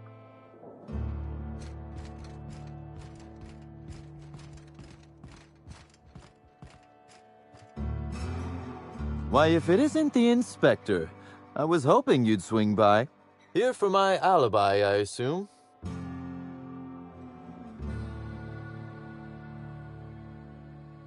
Another murder? Drunk Raptidons? Black Hole Birdie practicing his hacking in the middle of the street? Stop me if it's one of those, or I'll just keep guessing.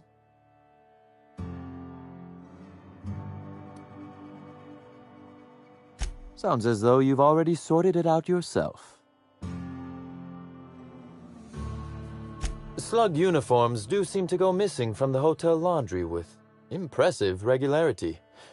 Easy enough for someone to nick a few. Now ask yourself this. Why would anyone give thugs slug gear and send them after you?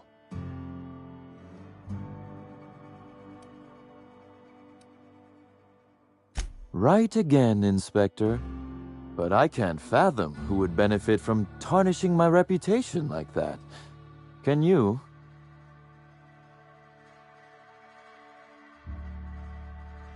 You said it, not me. So, as you've deduced, I did not send anyone from Slug after you, nor is it likely they assigned themselves that task. Still, I am sorry for the trouble, Inspector. With that settled, I assume you'll want to know where I was the night of Helen's murder. Let's see. That night, I was... torturing Elliot Nasser for information on missing cargo. That was a messy one. Didn't break until nearly noon the next day. Can you imagine?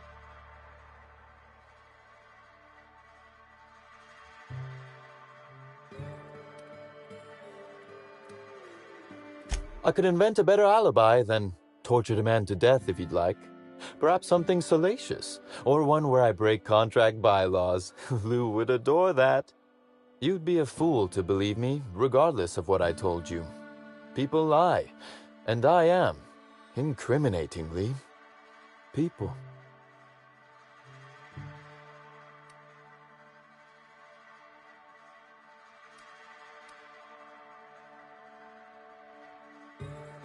And I appreciate that, Inspector. The fact of the matter is, I know I didn't kill Helen, and I trust you fully and completely to find whoever did. If it helps, however, you might consider pursuing not my means, but my motive. Why in the name of the architect would I kill Halcyon Helen? She was making me a fortune.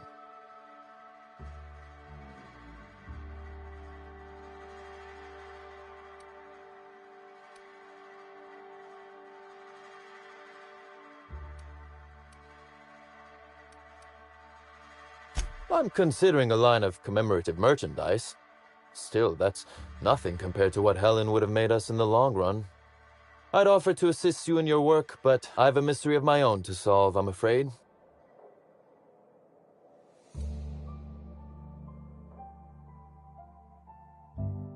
Oh, Elliot stole from me, all right.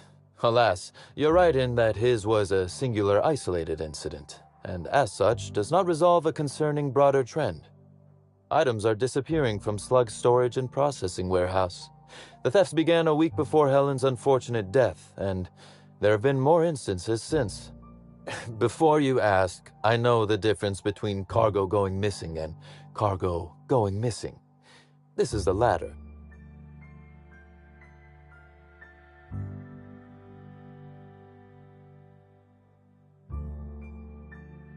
I'm not sure. I'm only confident there is one. That the thefts began mere days before Helen's untimely demise is an extraordinary coincidence. I'm not a man who believes in happenstance, Inspector. I do not trust it.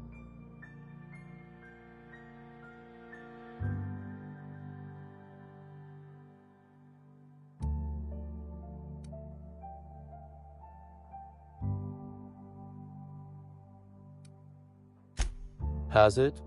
I wonder, how much of your luck has been luck, and how much are you downplaying as chance? Regardless, this will be fun. You out in the field, chasing down leads, me scheming in my office, preparing to unspeakably mangle the perpetrator.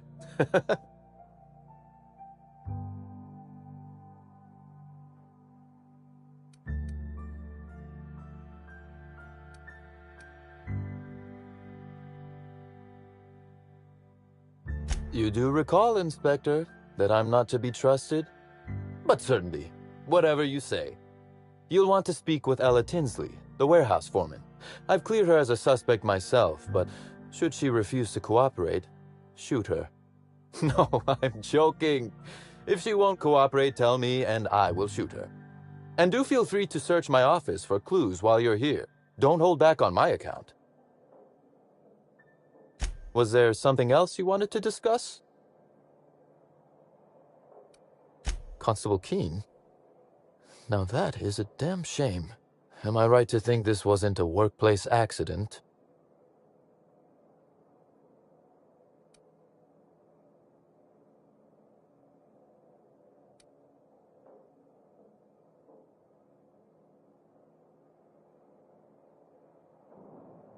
We worked for different companies. That doesn't mean I wanted her dead. I played no role in the good constable's death.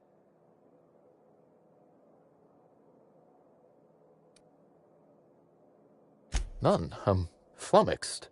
I'd nearly forgotten how that feels. It's quite unpleasant. Thank you for informing me of Constable Keene's passing.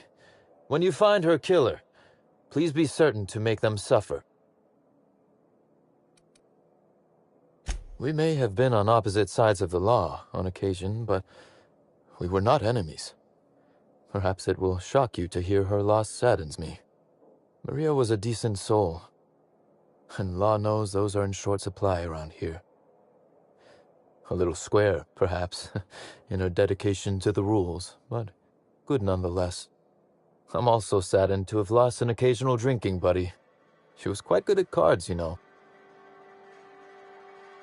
No, she didn't. But let's discuss something else. Do you have other matters requiring my attention? The original incident? Well, I made him an offer he should have refused.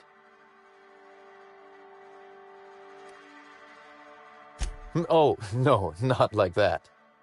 Our combative relationship stems from paperwork, mundanely enough. Rizzo's contracted Sublight to construct the Eridanos atmospheric complex. Had Lou wanted Rizzo's to retain full control of Eridanos, he shouldn't have skimmed the revised contract I sent him. Lou's an administrator, for law's sake. I thought he would adore all the fine print I added.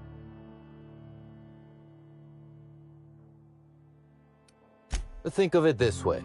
It was a test, and he failed. It was all perfectly legal, too, which irked Lou to no end. My power grab, as Lou called it, planted the seed of hatred, and Lou, obsessed with what should have been, has made sure to water it daily with his bitterness and anger.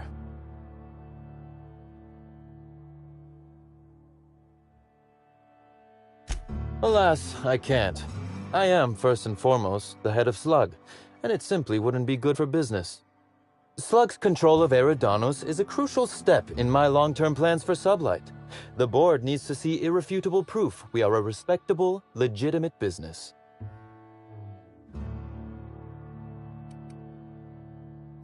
That certainly seems to be our dear administrator's goal, at least. He's grown increasingly desperate to catch Slug with our hand in the proverbial cookie jar as of late, convinced we're involved in less than legal business opportunities.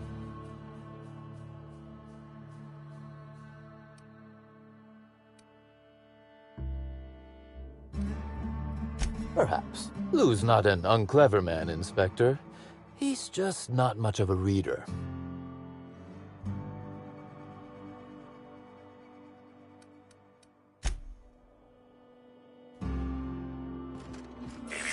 Timeline discrepancy detected nearby. A cursory fingerprint analysis shows this display case was recently opened or closed.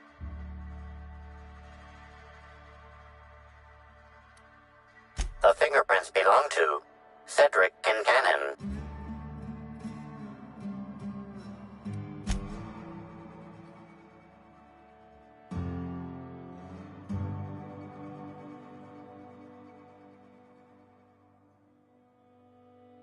Confirmed. The grip has been modified for a specific wielder, most likely the rifle's owner. Additionally, the plasma rifle sights appear to have been realigned to better accommodate a shooter with slight myopia in one eye.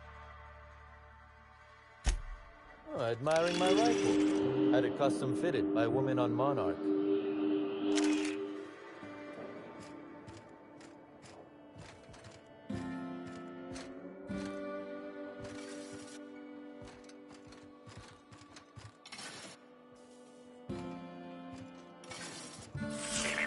Timeline discrepancy detected nearby. This copy of TK contains 142 fewer pages than a standard copy. The missing pages were likely removed to create sufficient space for the hidden listening device inside. Transmission receiver location unclear. Inspector, please consider speaking into the device in order to trace the transmission and reveal the receiver's location.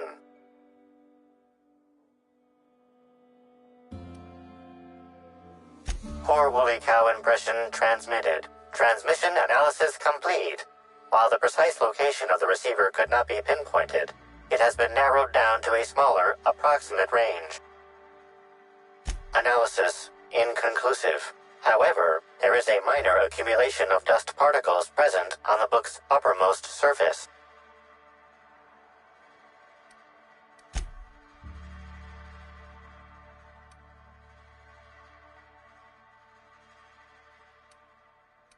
You couldn't have figured that out on your own? You really had to taste the dust. Additional analysis concludes your hypothesis is correct, Inspector. Guess I can't argue with results, much as I want to. What's that you found? No, wait, don't tell me. Let's save it for the big reveal once you've solved the case.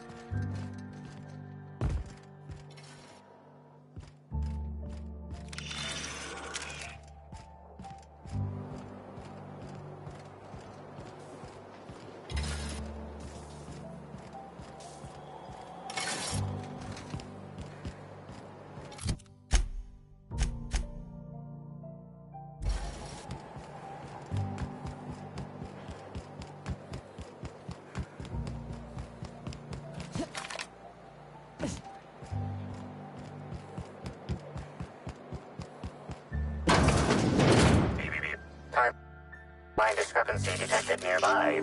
Transmission endpoint discovered. The receiver in this book matches the transmitter to the listening device found in Cedric's office. It's somewhat grime-covered.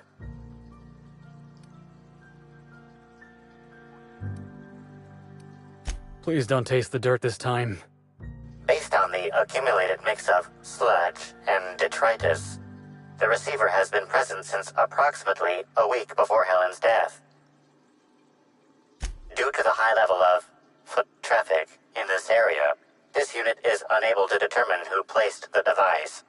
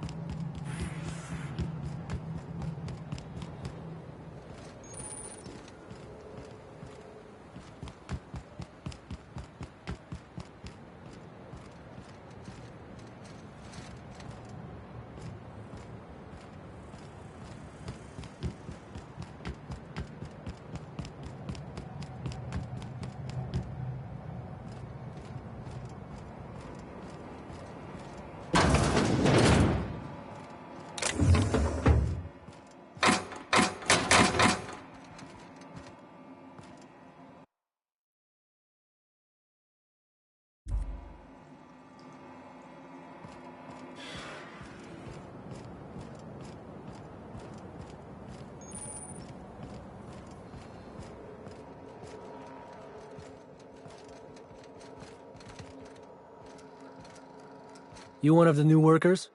A lost tourist? Wait, I don't care. Just don't knock anything over. Hey, if it meant I could ignore my work, I'd let you talk to me about sprat reproductive practices. Ask away. This terminal makes it pretty easy to match a ship's cargo to its manifest. If it ain't on the terminal, then it's someone else's problem.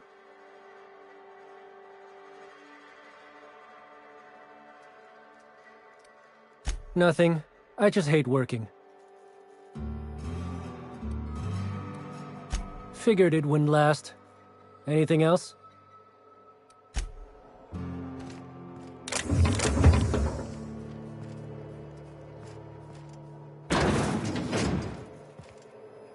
Easy does it.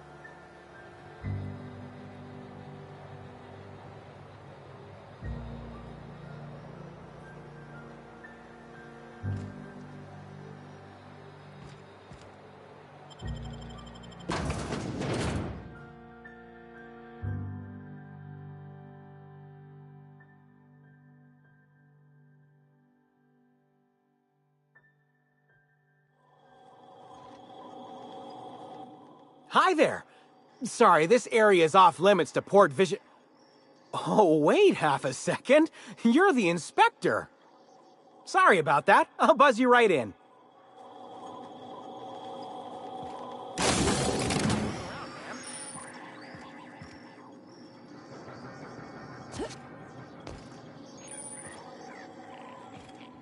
So this is where Slug houses all its completely legally obtained inventory, hmm?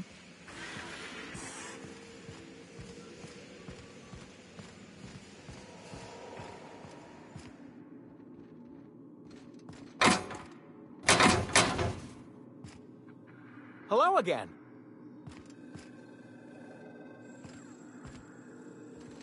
We don't toss troublemakers out of airlocks. We just throw them over the edge.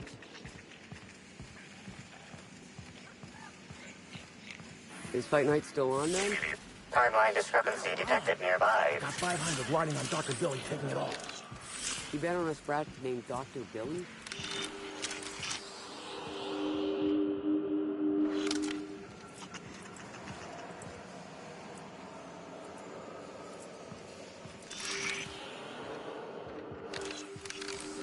The biology of this sprat is highly unusual. This sprat has been in contact with multiple parasites, yet shows no symptoms of infection.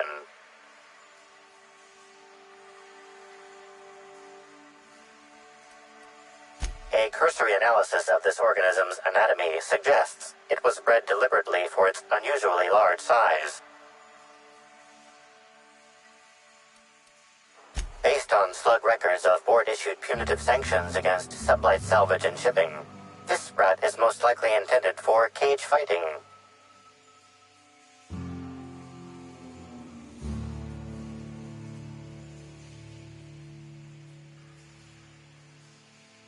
Sprats possess highly adaptive immune systems capable of developing immunological memory with extraordinary speed. The unique immunological subsystem found in sprats is advantageous in fending off parasites, pathogens, and other biological threats.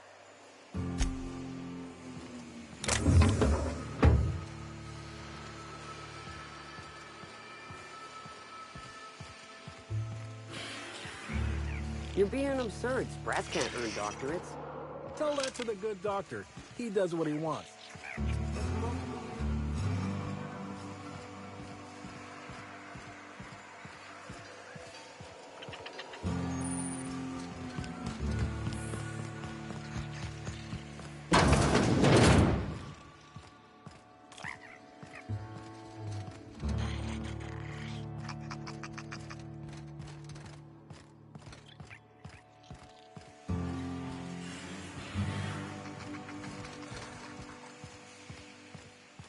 Did you see the new one they shipped in this week?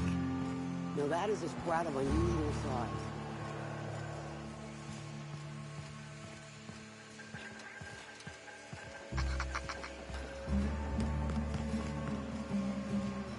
Slug certainly goes out of its way to make it seem like they're trying to hide their illicit activities.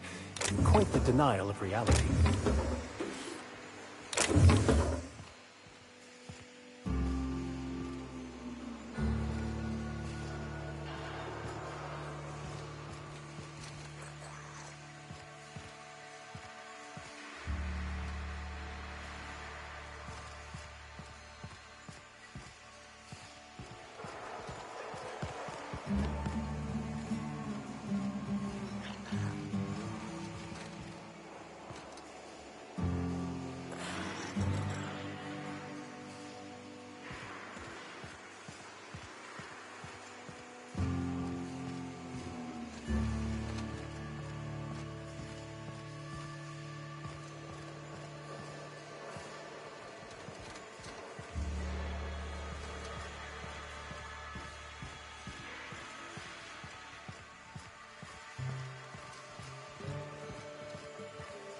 Hey there, little buddy.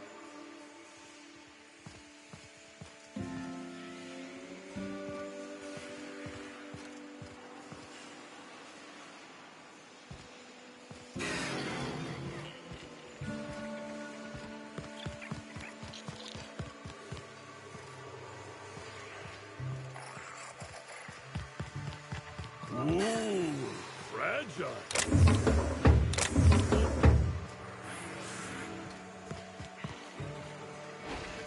Wait, maybe this N-ray warning isn't decorative.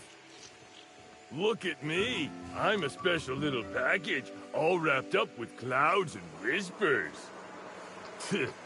Package thinks it's hot shit. I didn't even know they made.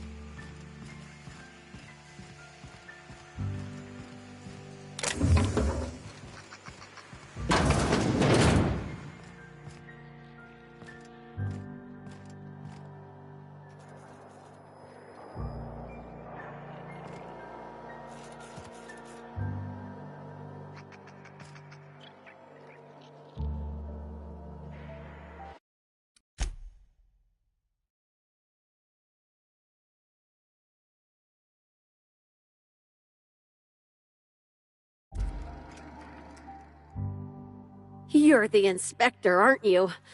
Boss Kincannon said you'd be by about the cargo that's been going missing. Gosh, this is so neat. A real-life inspector. What's that like? Have you solved any mysteries yet? Ever had to shoot a suspect?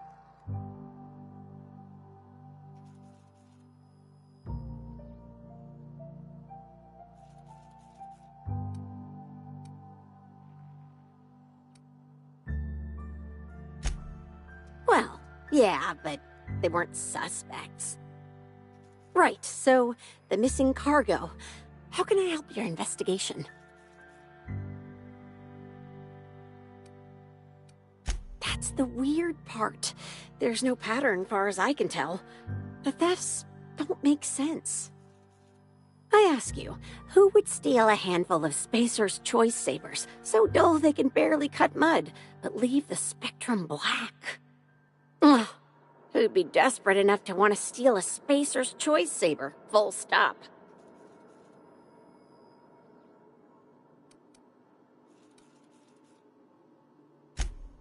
Ugh, nanner spank.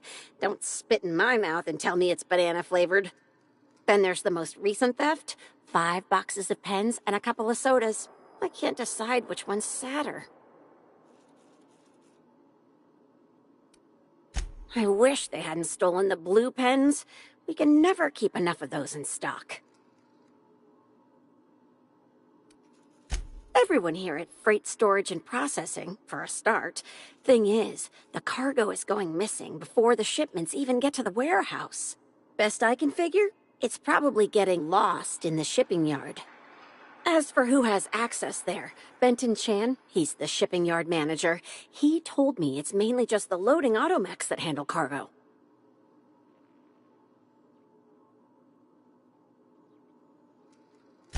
Could be. Those things'll break if you so much as look at them funny. That's Benton's area, but don't bother asking him for help. Last time I asked him to check the automechs, the whole head told me he couldn't help because he was dead.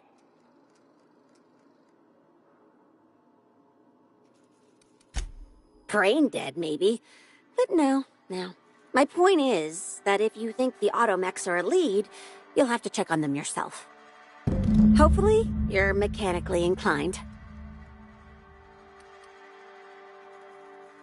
Maybe they're keen on cashing out and want to go as painfully as possible.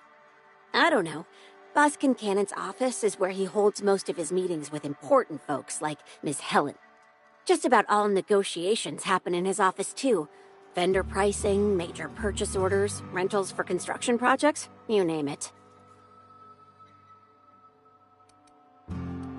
Oh, before I forget, I figured you might want to access my terminal, so I had a spare keycard made. It's all yours. Oh no, I forgot to delete all of those incriminating messages I sent about which cargo to steal. Nah, I do have a list of cargo that's gone missing though, if that helps any.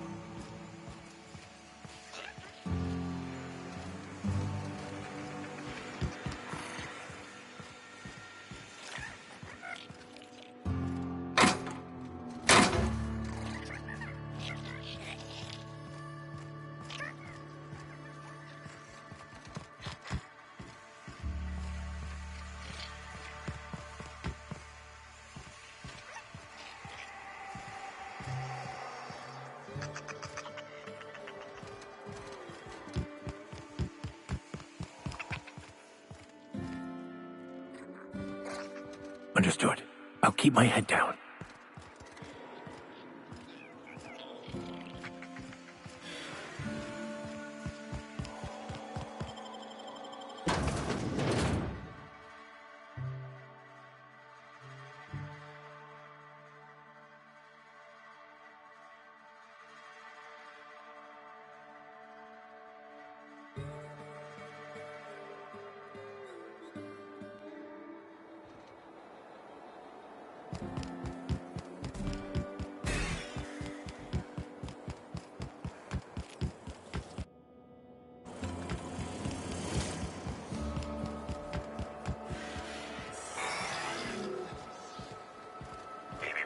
Timeline discrepancy detected nearby.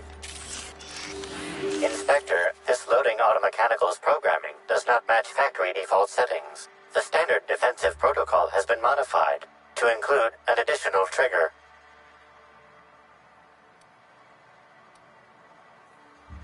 Slug automechanical maintenance records indicate this particular unit is frequently reported as out of position or missing for periods of time. There is a directive in place to initiate defensive protocol should an unsanctioned data log installed in this automechanical be removed.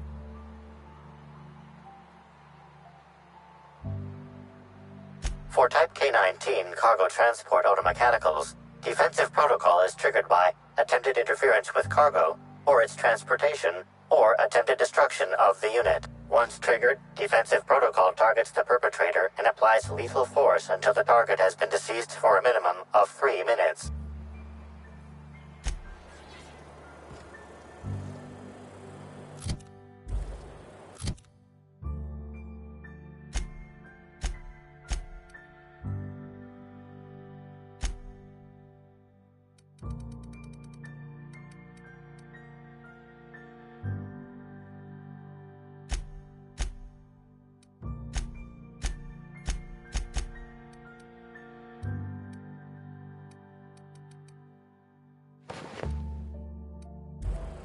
Loading automechanical unit K-14 is fully operational at 99% power. Please designate the cargo to be transported and its destination. How can this automechanical assist you?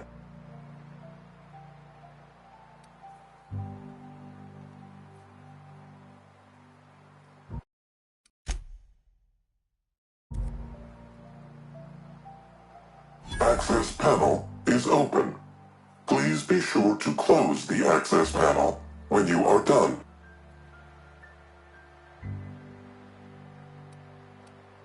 Ejecting data log 17C. Alert. Failsafe protocol triggered. Kill mode initiated. Preparing to end user. Understood. This unit is programmed to facilitate user queries. Kill mode pause. User termination to follow.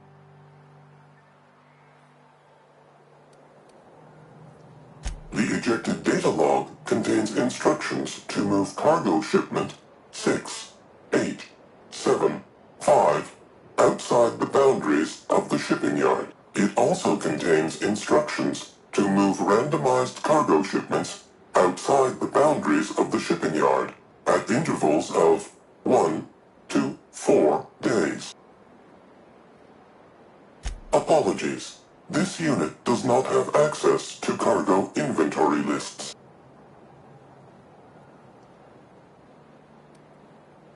Kill mode re-engaged. Have a nice day. Incoming!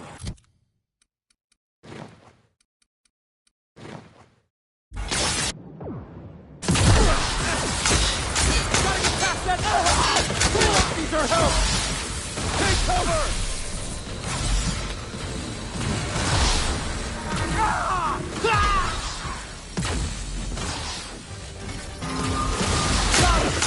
Let's get past that armor!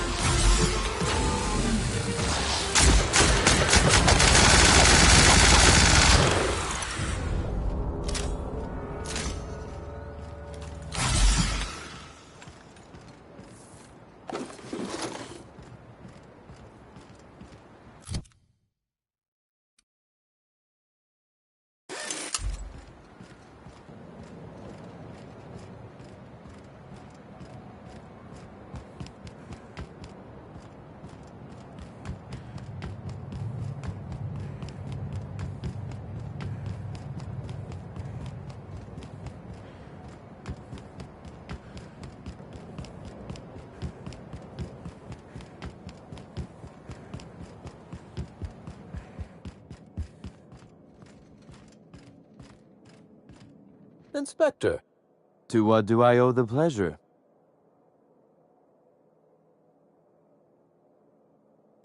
Ooh, I love this part. The big reveal.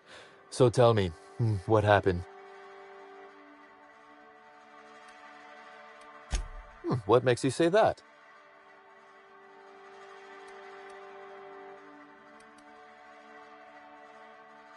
With the benefit of hindsight, I'd surmise it's not terribly difficult.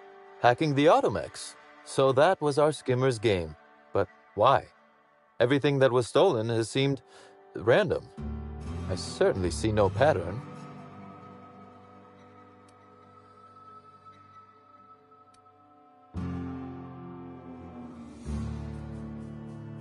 A cover-up. I see. The random theft was a smokescreen to hide what the culprit really wanted. I must say, Inspector, you've done excellent work on this case. Then that just leaves how the culprit knew where their true target would be, or indeed, that Slug would soon possess it.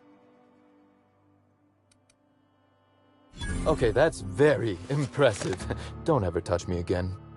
Am I right to think what you found in my office earlier was the other half of this listening device?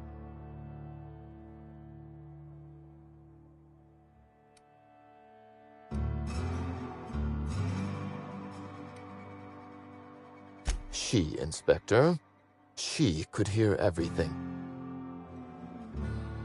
The bug belongs to me, Inspector. I lent it to Halcyon Helen to assist her with role research.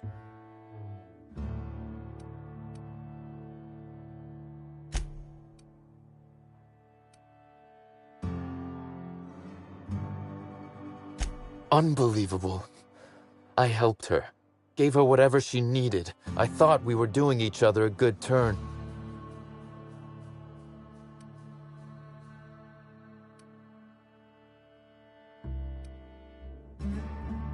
I can't begin to guess at her motive. If it was to spit in my face, she'd be pleased to know she succeeded. This is a betrayal, Inspector. I do not take betrayal lightly. Helen should consider herself very lucky indeed that she is already among the dead, and that some other bastard beat me to putting her in the ground.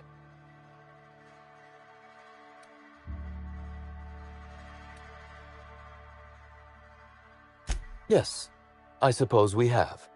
There is, however, a slight chronological incongruency to it. I now have a motive to kill Halcyon Helen, but Halcyon Helen is already dead. If I'd known Helen was stealing from me, I may very well have killed her, or had her killed. Alas, I did not.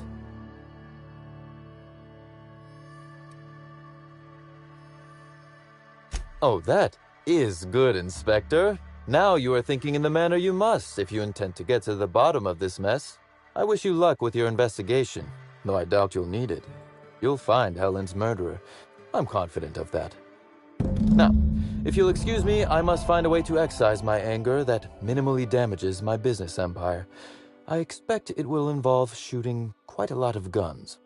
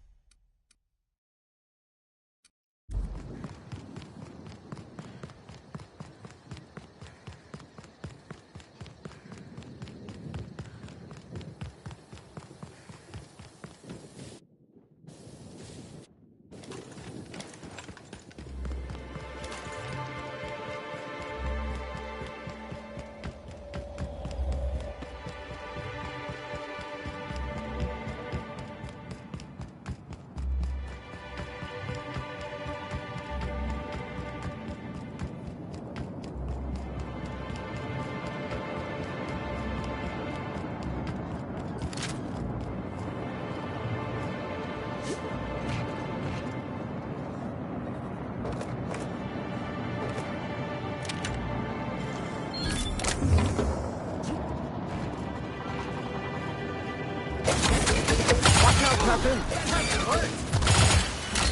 Nice hit. Something else.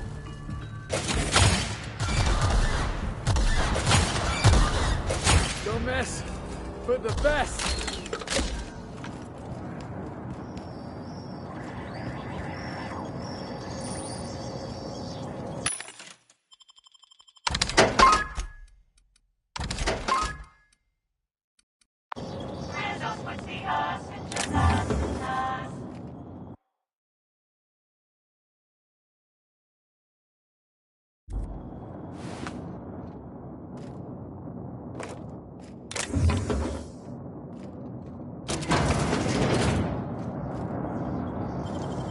It's all on the wrist.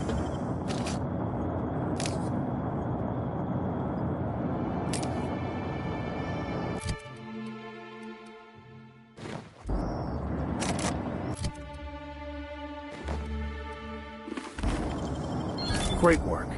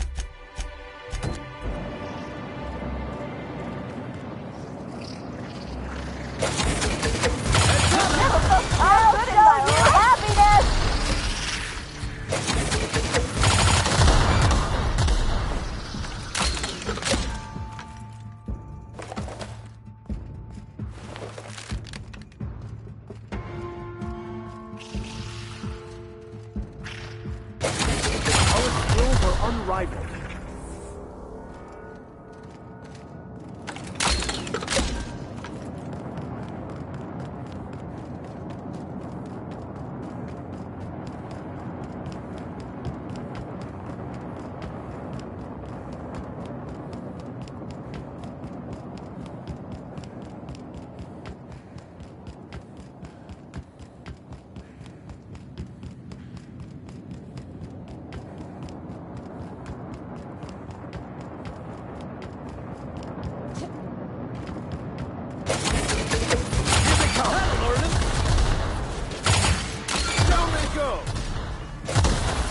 May you find peace in death.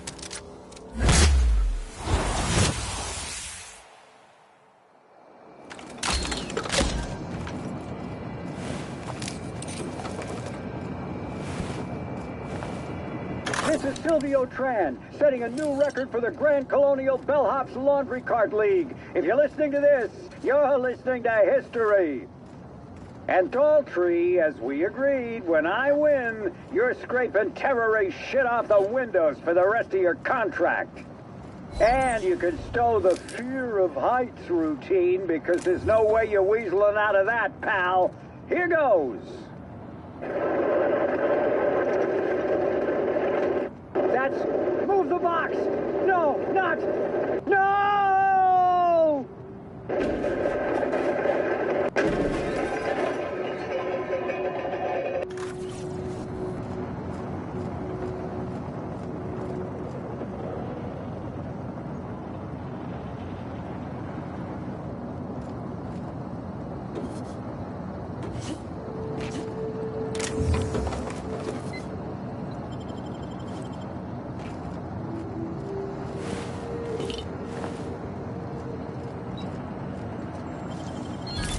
Good, we're in.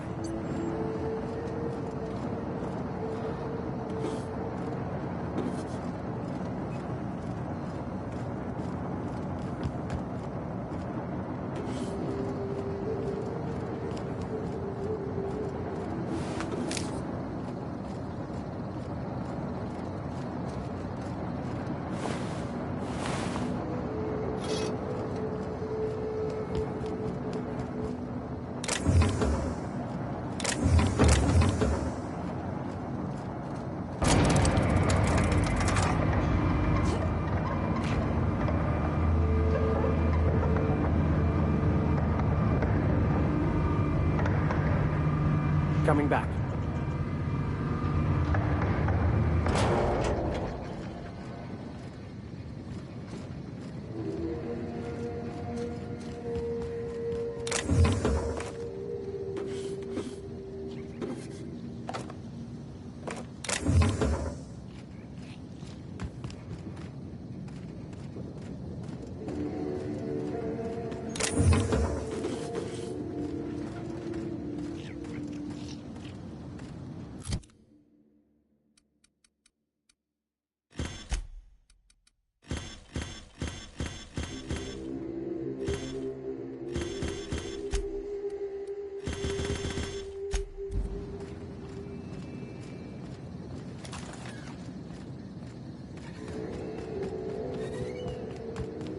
I don't think we ever respected a gate in this colony.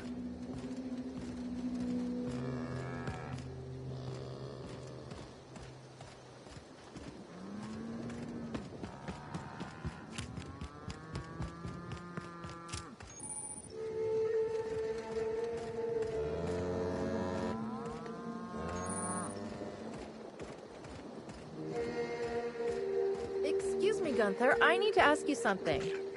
Who in the hell is Gunter? I told you to call me Hunter. Come on. Oh, right. Hunter, have you seen a little mechanical wandering through here? Might have been wearing my hat.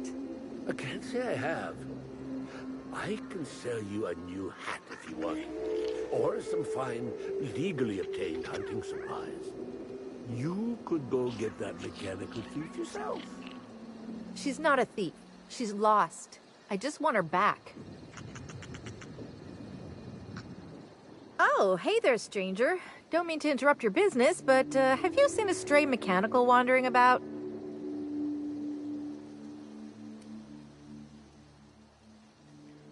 Hey, that's pretty good. I'll have to use that at my next mechanics meeting. But I take by your tone that you ain't seen anything matching my machine's description. Oh, that's not good. I hope she hasn't gotten herself into any trouble.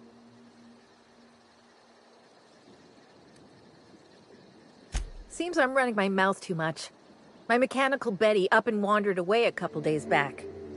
I've been trying to track her, but the beasts make it hard. Personally, I prefer my organs inside my body. The shopkeep says I should buy one of his rifles and go looking myself, but like my machine, I'm not combat inclined. Betty's just your standard tripod mechanical, though she probably is still wearing my hat. Without it, she seems kind of naked. Her main purpose is cacao milking, but the only cacaos in the reserve are close. Without a directive, she shouldn't have had reason to wander away from the milking area.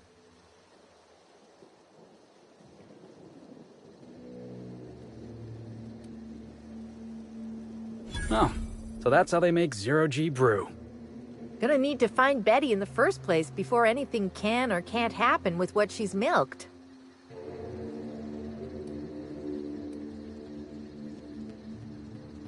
I'm contractually obligated to inform you that slug mechanicals are not notoriously inclined to malfunction, and any rumors to the contrary are slander. But yeah, usually even slug machines don't get lost on their own, so I guess I'm to blame. Setting Betty's search parameters is my job. Must have added a 0 where I shouldn't have.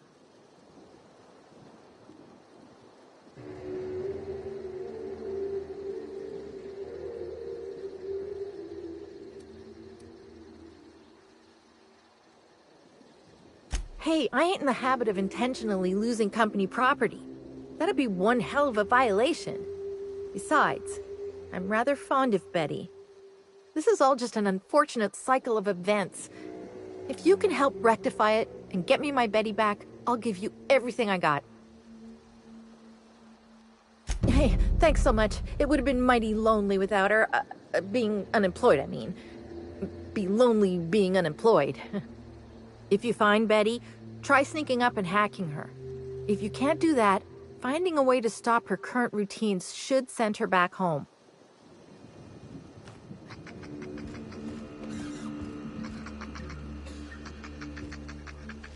Welcome to Hunter Legal's Legal Hunter Supplies. I am Hunter Legal. How might I help you today?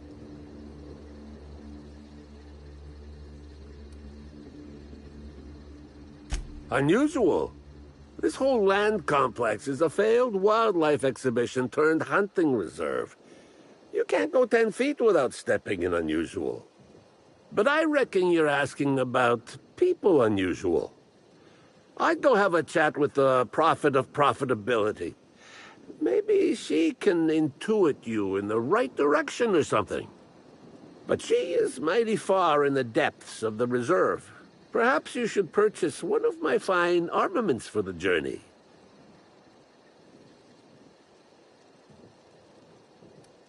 I'm sure I don't know what you mean. It is a perfectly normal name for a shop dispensing hunter supplies.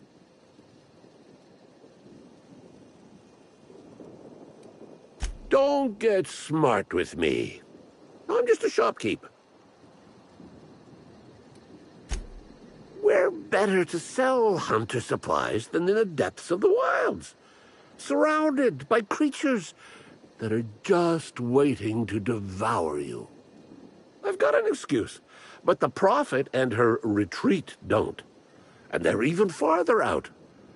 Prophet said I should gift her some rifles to improve my aura or something. I told her what she could do with her aura. Haven't spoken to her since. But you look like you're smart enough to not make the decision that she'll invariably regret.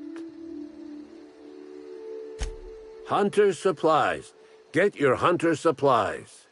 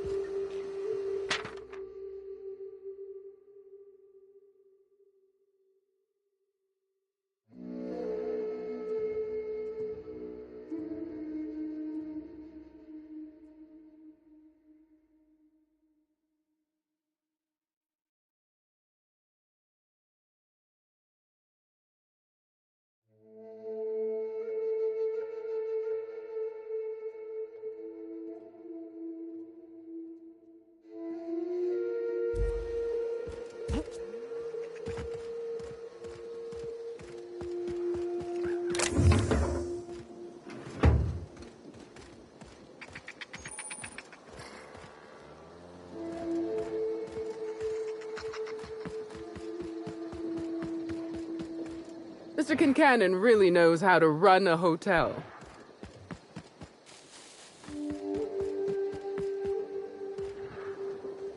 Sorry, but we're a little busy right now. I'm sure one of the other guys would be happy to give you a tour. Lawrence, do you know who you're talking to? We always have time for the inspector. The inspector? That's you? I am so sorry. We didn't know what we were doing. We're so sorry. It'll never happen again. Oh, Law, it's all over. I told you someone would catch on sooner or later, Belle. Lawrence, let me do the talking here. Inspector, pay him no mind. I'm sure you've bigger saltuna to can than us.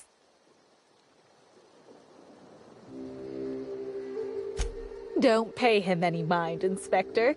His upper story's a little gap-toothed, if you know what I mean. But seeing as you insist on sticking your... That is, since you're so curious, I'll fill you in on what we're doing. We, misplaced some people on our last tour. Misplaced them in the maws of some local predators. Now we're stuck here wondering how to get their room keys.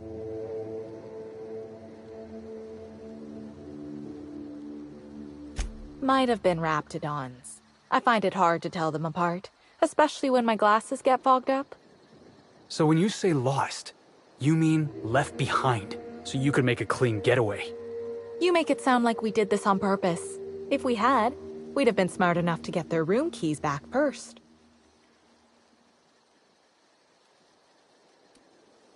Here's one. We ain't done nothing illegal. The guests signed the proper waivers to come out here. Still, it'd be a pain for Slug if we don't make it look like they checked out too. Byzantines aren't always put off by paperwork alone, sadly. We knew sooner or later this was gonna happen. We've got some hush money tucked away. If you can get those keys for us, it's all yours.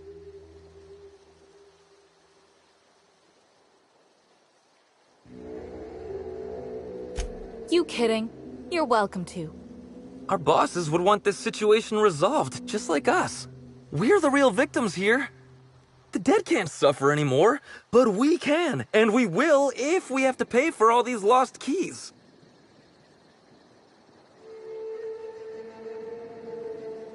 Did I just hear that right? The inspector is going to help us, Bill! Thank the stars. We're not out of the woods yet. Let's just see what happens before we celebrate. We last saw the guests deeper in the wilderness, Inspector. That'd be a good place to look.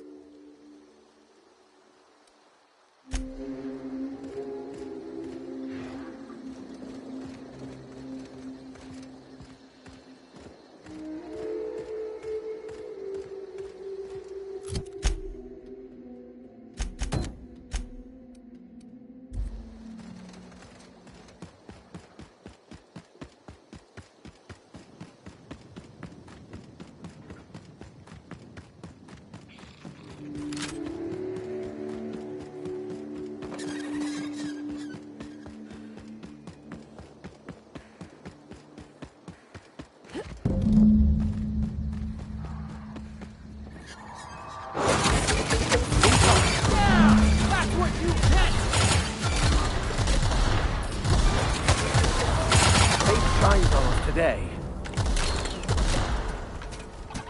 No Cacal's detective nearby. Returning to slug maintenance worker.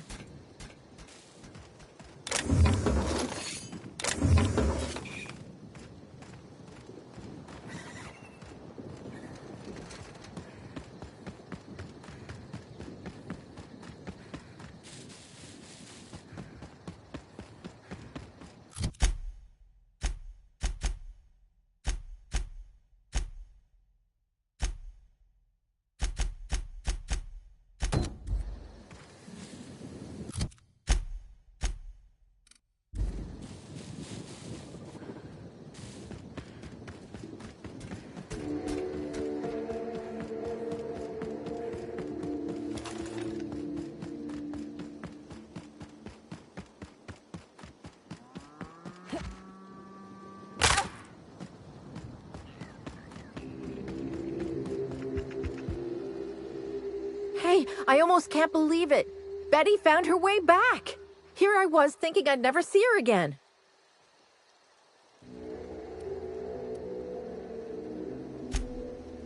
Oh, Betty, you big goof. What were you thinking in that little metal noggin of yours? You nearly worried me to death. And ain't you just the most reliable freelancer in the colony? Let me just take a look at Betty here and we'll talk about payment. Yep, that's right. Her parameters for movement and target acquisition are a mess. I'll bring her back to the garage and get her sorted out. Since Betty's back safe and sound, I'll be sure to let my coworkers know that you're a good one. Here's some money for your effort. Least I can do to show my thanks. I guess this is what I get for hiring on the first person who'd listen to me out here. This is all I have on me. Now I guess I better go before you ask for more.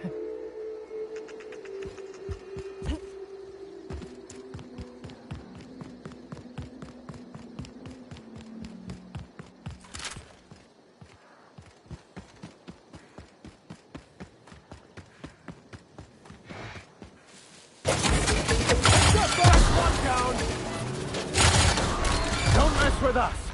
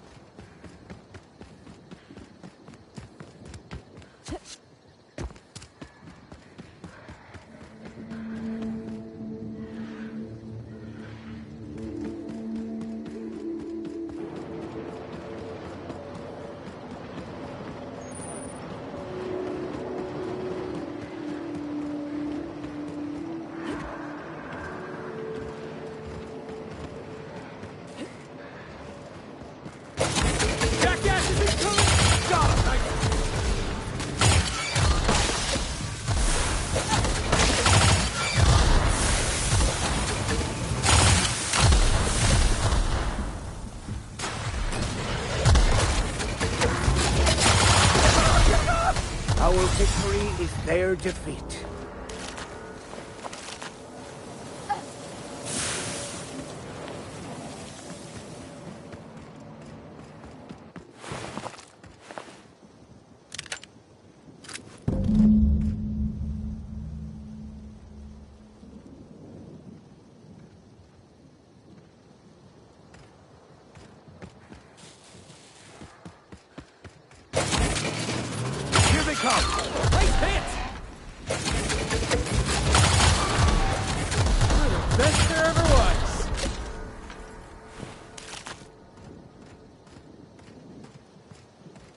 Nice fake desert.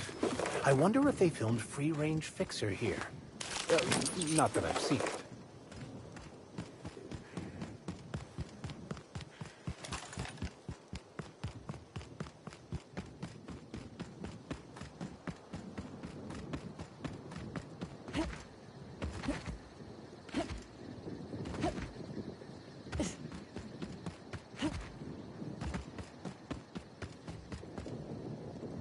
Hey there.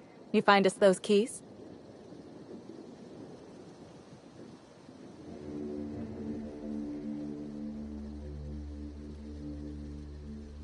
Wow, that's really smart. That way we can just act like we found them out there. It's foolproof. I guess if you've got Lawrence saying things like foolproof, you must have an ironclad plan. Thanks for the help, Inspector. You're a lifesaver.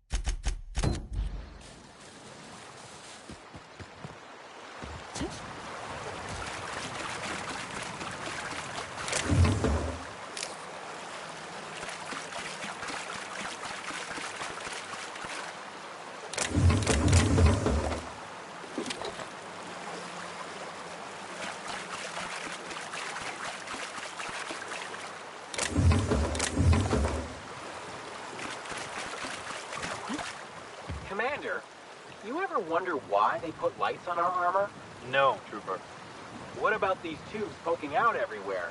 No. Trooper, stop asking stupid questions. Sorry, Commander.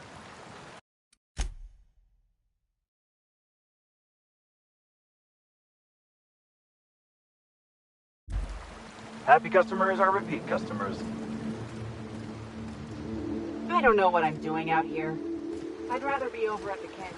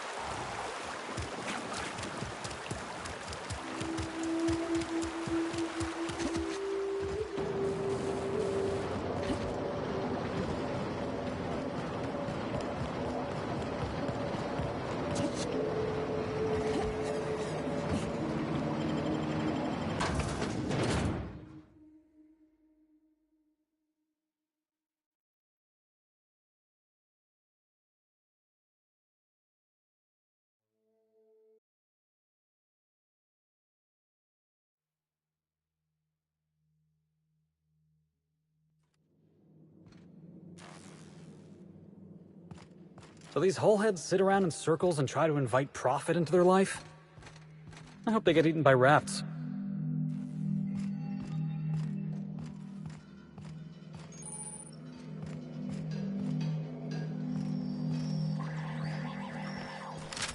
It's not good enough to be better than everyone. I need to believe I'm better than everyone. I'm going to absolutely murder the next quarterly report.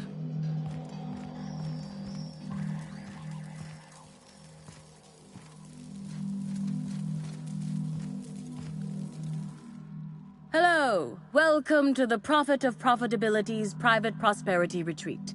Stay positive, and soon all your humors will be balanced. Least, that's what I keep telling myself. Anyway, I'm Aaliyah Mason. I work as the Prophet's right-hand woman. What can I do for you? If you felt imbalanced and unproductive, linger in your malaise no longer. We have all the amenities and practices for calming the ill humors strangling your potential. Sit for hours in our sweat house and sweat them out, or stand amidst burning coals and feel your productive inhibitions burn away. And remember, think positive. Positivity equals productivity equals profitability.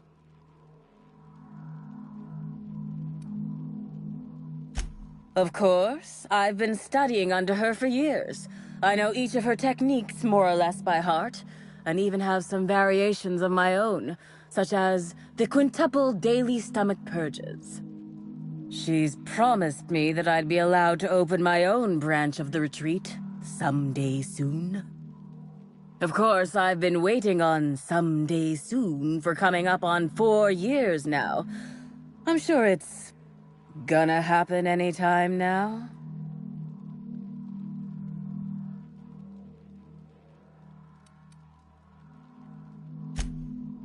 Oh, terribly sorry if I gave you that impression. I had a cramp.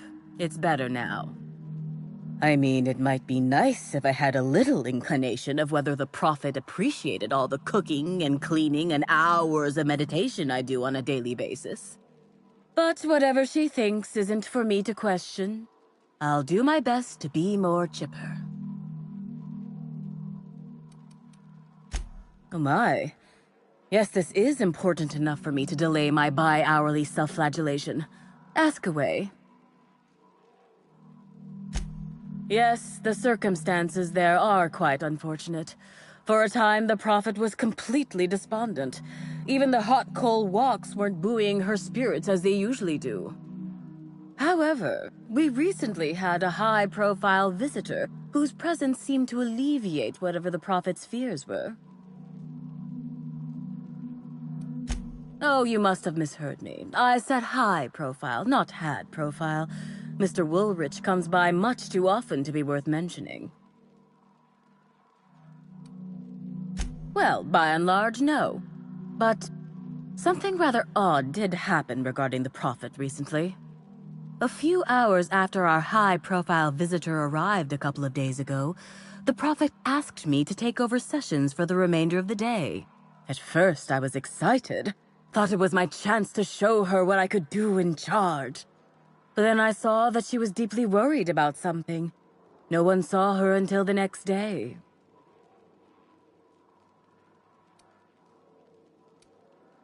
I was here at the retreat in the company of the other disciples and clients.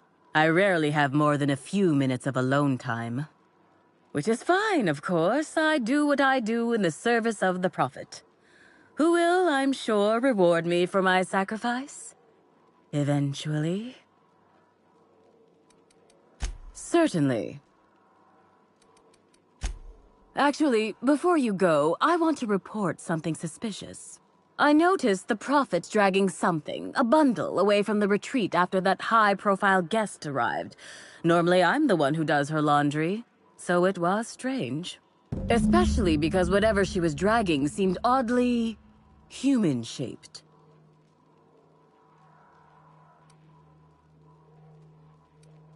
I think so. Had the right size and shape. I could have, but I generally don't have the time or energy to leave the reserve to contact anyone. Plus, there's always the possibility that I'm mistaken.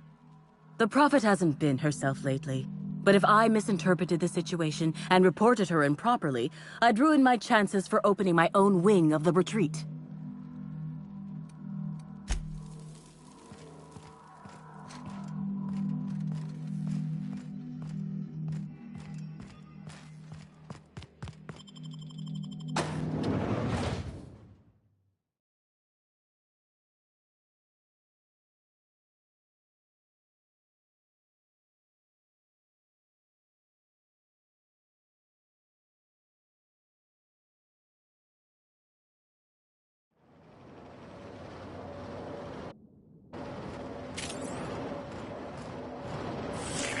Timeline discrepancy detected nearby.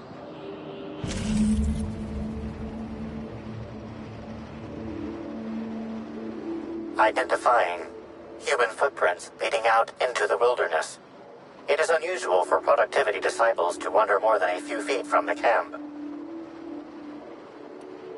Scanning. No. No traces of aether dust, blood, or dimethyl sulfoxide found. Judging by footprint depressions and shoe size, these prints were either made by the Prophet of Profitability or Adjutant Sophia Akande. Error. Recalibrating. These footprints were made by the Prophet of Profitability.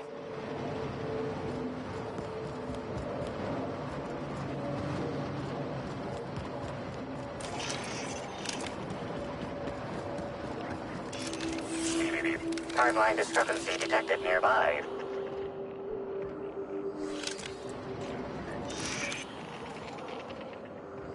Detected additional tracks belonging to the Prophet of Profitability.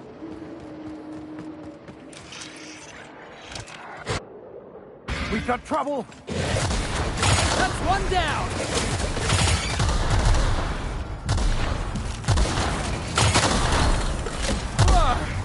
That's the last of him!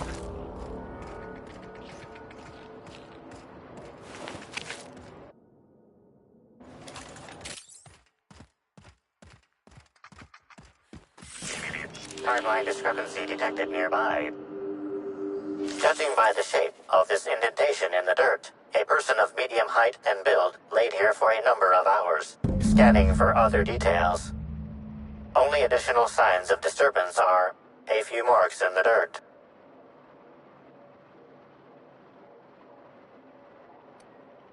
Agreed. Likely theory.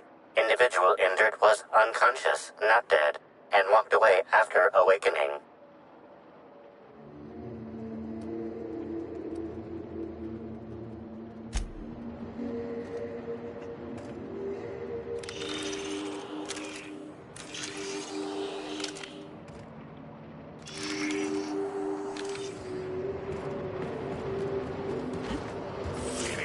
Timeline discrepancy detected nearby. Timeline discrepancy detected nearby.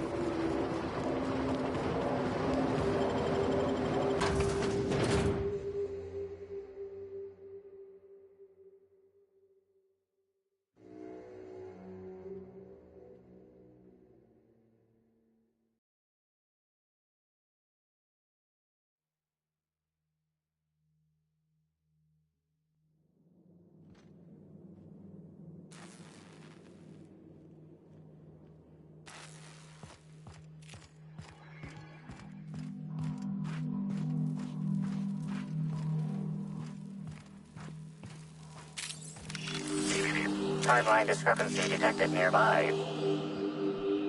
Analysis suggests this to be a variety of herbs. Herbs have been uniformly treated with a pungent chemical mix. Warning: ingesting, smoking, or inserting non-corporation sanctioned substances into your ears may be harmful to your health.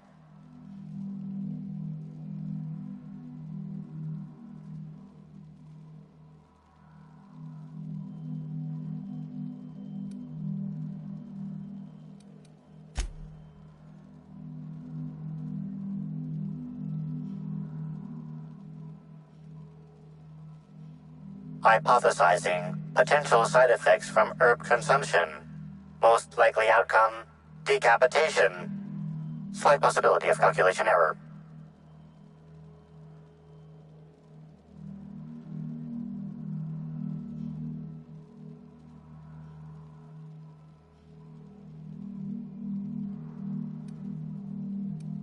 Analyzing. Complete. Substance appears to be a mix of industrial solvents and various essential oils. Substances include woolly cow dander remover, sprat oil, and starship surface wax. Analyzing. Complete. Substance appears to be a mix of industrial solvents and various essential oils. Substances include woolly cow. Prior analysis suggests these herbs reach peak effectiveness when users burn them and inhale the resulting smoke. Whether or not this increased effectiveness is good for an afflicted individual has yet to be determined.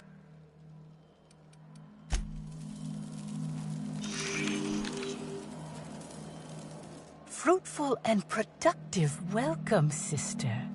I had a feeling you would visit me. I offer a wide variety of productivity seminars. I hope you'll consider taking one.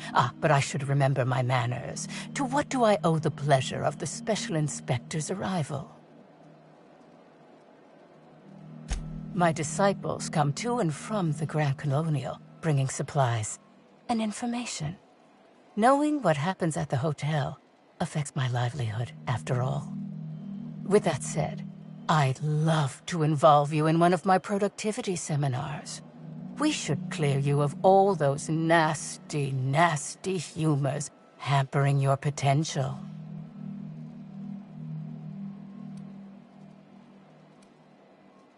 Absolutely not.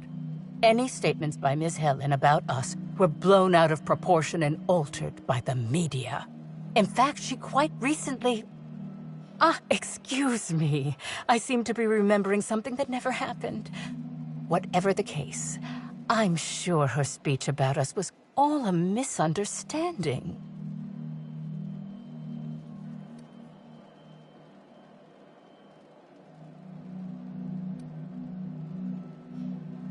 Yes, I understand the pressure of one's employment all too well. We've lately been looking into more ways to bolster the retreat stock of bits. But you needn't worry about how this little conversation is affecting my livelihood, sister.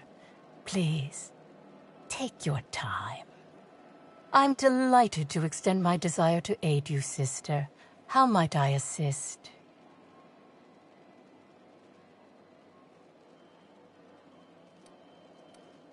Oh? I'm surprised. I wouldn't think the two of us would have much to discuss about her. We may have had some terse interactions before her death, which I most certainly regret. But beyond those, well, never mind. What would you care to know?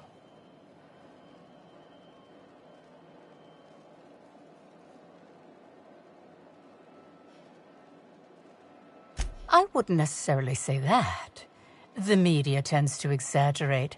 I will admit that her remarks about my seminars were rather unfortunate. However, I certainly wouldn't sharpen any sabers over it, if that's what you mean to imply. I only do that when my clients skimp on their bills.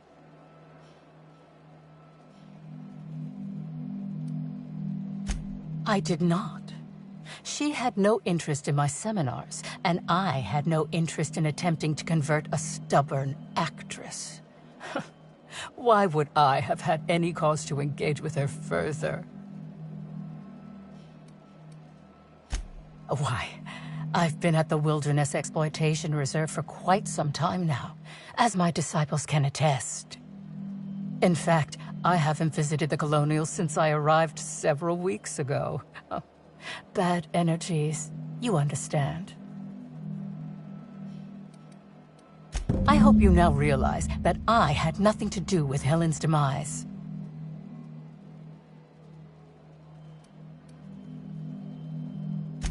Who said that? I'll be sure to give them a special seminar on not needlessly implicating the person who puts food on their table. It was a bundle of clothing, sister. Even productivity geniuses need to do laundry from time to time.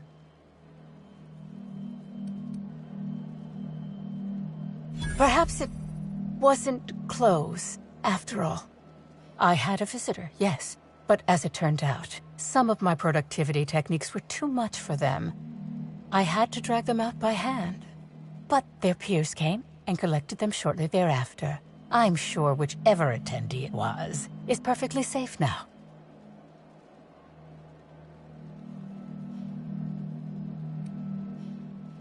I'm pleased that you noticed. Excellent eye, sister. The compound they're treated with is my own invention, designed to unlock an individual's true productive potential when burned. I can't say any more. Trade secrets, you know. None of my clients have ever complained, so I'm sure they're perfectly safe. Is there anything else?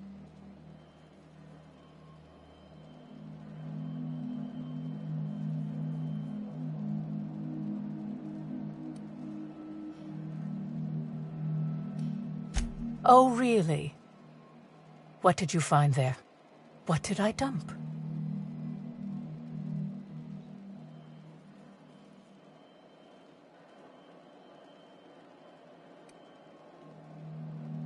No, I think you're mistaken.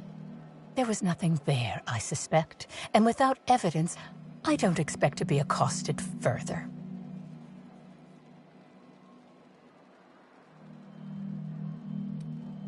Who said it was?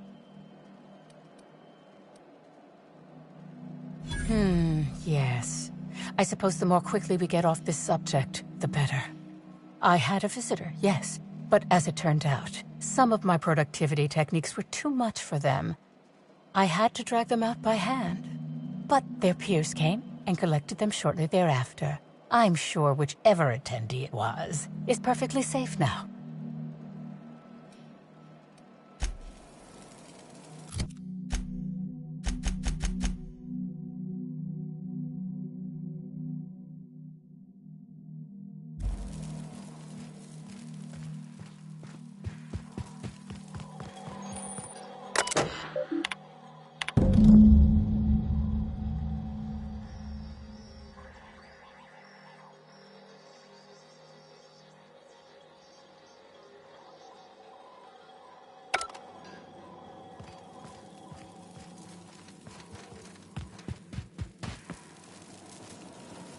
Welcome back, sister.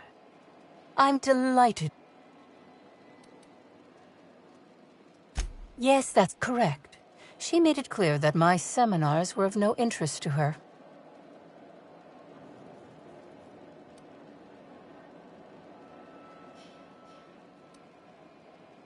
Well, I suppose that does complicate things. Clever work, Inspector. It seems even I can't slide my way out of the trap you've so intricately weaved. I admit it. I killed Helen. By mistake. Helen changed her mind and wanted to attend one of my sessions. I, knowing the importance of the seminar, desired to truly galvanize her, though not to stop her heart. So when it came time, I chose to double Helen's dosage of productivity-enhancing herbs. I left her to meditate, and when I returned, she was dead. After that, I entered a less than coherent state. One of my disciples, it seems, witnessed me as I dragged Helen's body out into the wilderness. Laws, no. I hate guns. If I ever wanted to kill someone on purpose, I would have used a blunt weapon. Nothing quite like clubbing someone over the head.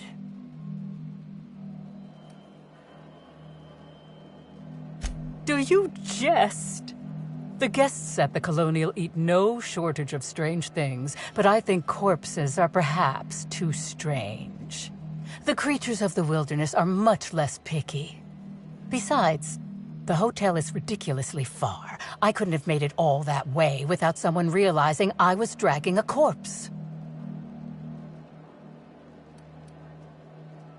I'm no medical professional, but that certainly seemed the case. Usually my customers at least writhe or mumble after a session. My productivity-enhancing herbs typically do induce sluggishness, but I suppose they must have been enough to do her in if her constitution was truly that weak.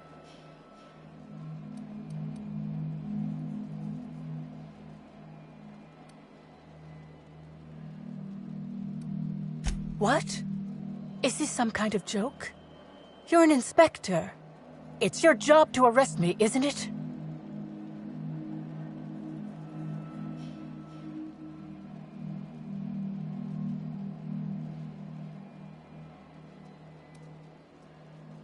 No. Someone must have moved it after I killed her.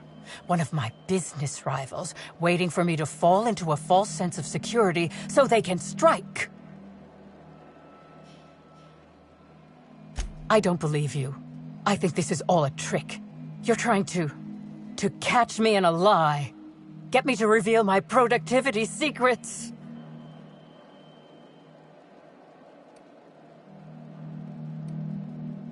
No. You can't trick me. I finally discovered what's happening. You've been paid off. Someone else learned that I killed Helen, and is going to use that information to blackmail me. You think I'm going to let this injustice happen? Ha! Tell the constable that I killed Helen. It's 1,000 times less miserable than whatever my enemies have planned.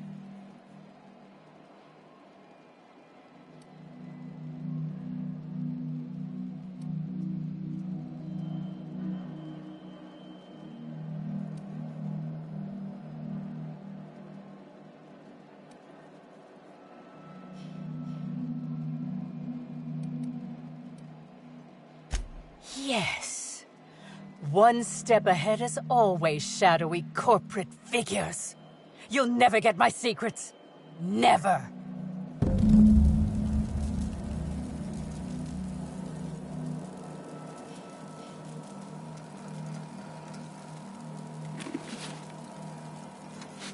Stop! What do you think you're doing?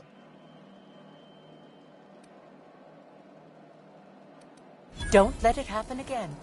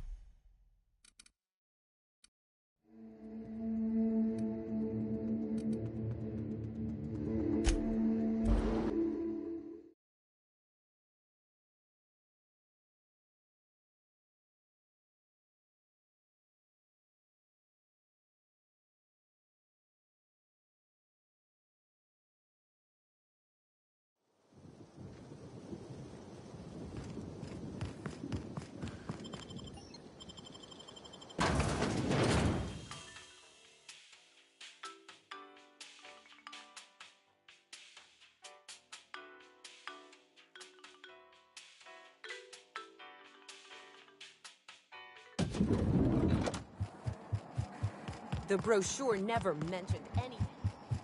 Aha! If you...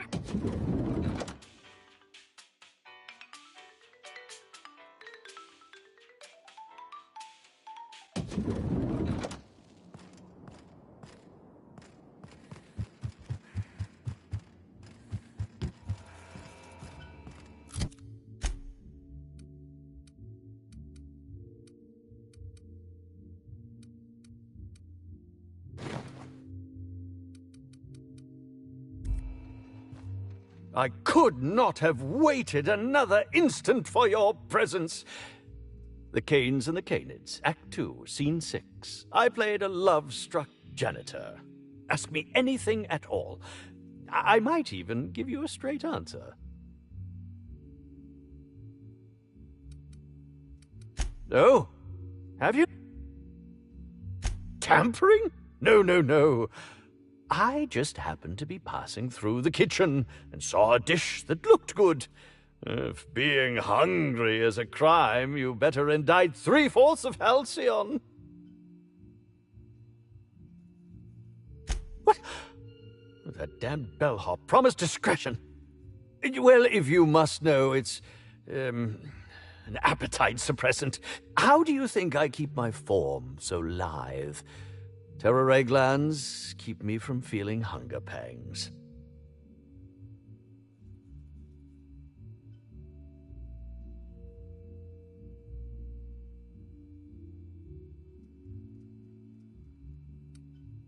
I don't know what you're talking about. This is a breach of my... No, I can't keep doing this. You've caught me. As it so happens, I may not have had the terror ray gland acquired for personal use. I may have placed it in Bellamy's meal. But before you indict me, please, just listen. I wasn't trying to kill her.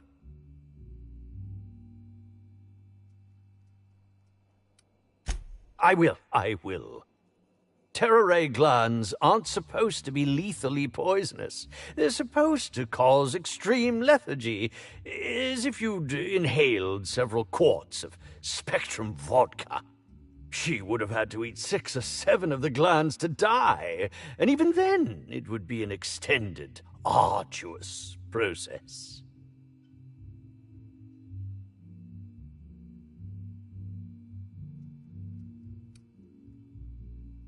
Come now, let's all be reasonable. I only wanted her to be incapacitated during the Brown unveiling. With her out of commission, the next available celebrity, myself, would get to host the unveiling. Please think twice about telling the administrator of my misdeeds. If he learns the truth, what's left of my career will be left in shambles.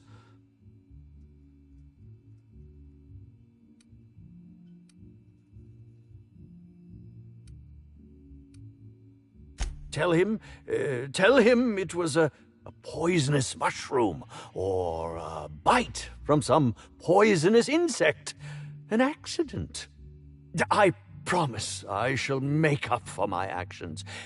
Pay to erect a statue in Helen's honor, or perhaps even dedicate a performance to her memory.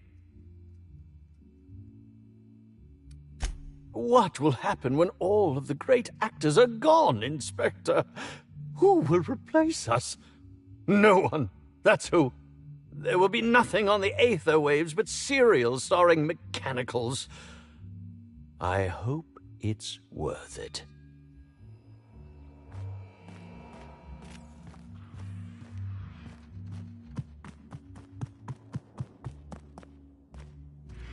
Aha! Next up.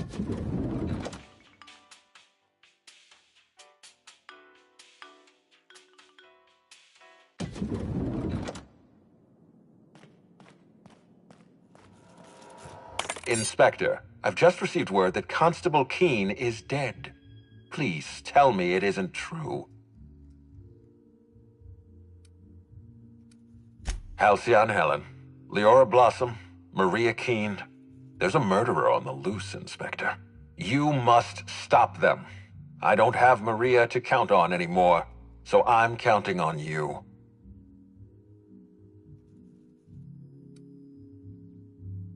Maria devoted her entire life to our vision. She was absolutely committed to our company, to our project.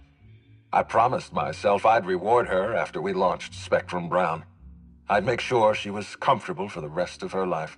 She was also our voice of reason. She was sensible, and I appreciated her advice. I never got to tell her that.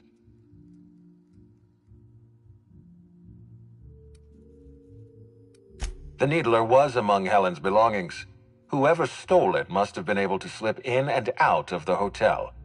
Maria was my sole representative in Cedric's territory. The entire hotel staff is on his payroll. Any one of them could have killed her on his behalf.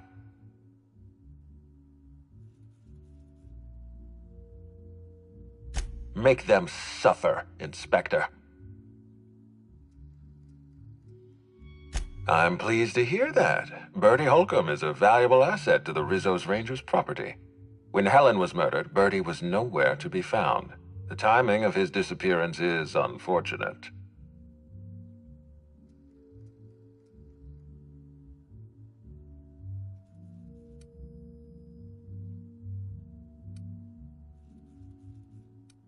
Try not to feel too bad for him. Birdie is a brilliant athlete. The universe has balanced his talent by making him a slackwit.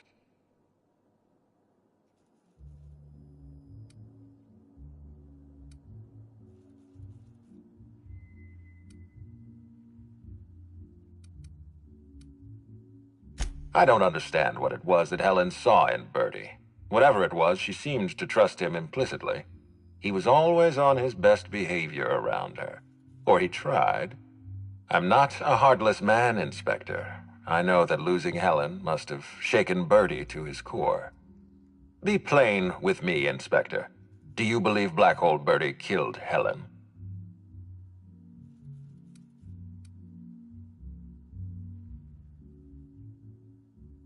I'm relieved to hear that. I happen to be something of a fan of the hack attack. I'd hate to see him processed for murder, but we need to be absolutely sure. I'd like you to continue your investigation. Notify me as soon as you're ready to make a formal accusation.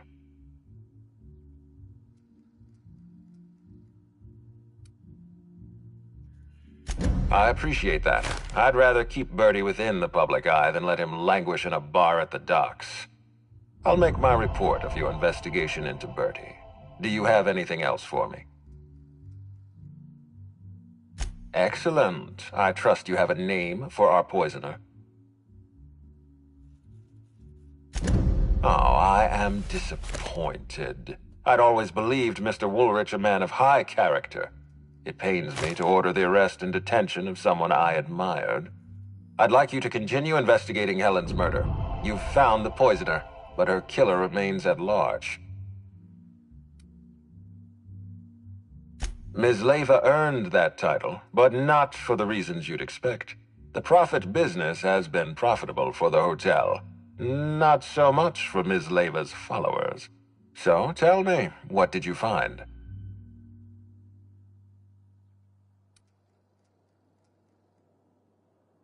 Ms. Leyva's techniques have no basis in modern science, but she makes bits hand over fist.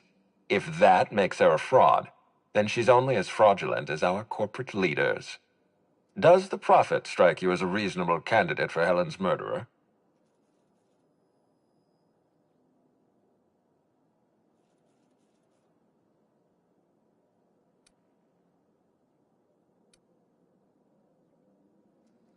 Of course, Inspector, you know that's what I meant. I'm asking you if you think Jasmine Leyva is capable of murdering Helen. I'll bear that in mind. Thank you for the update, Inspector. I'll include everything you've told me in my official report. Closely, I trust. Tell me what you found.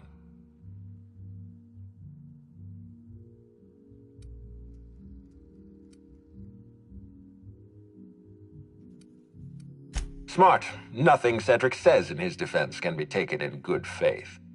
With that in mind, do you think Cedric was responsible for Helen's death?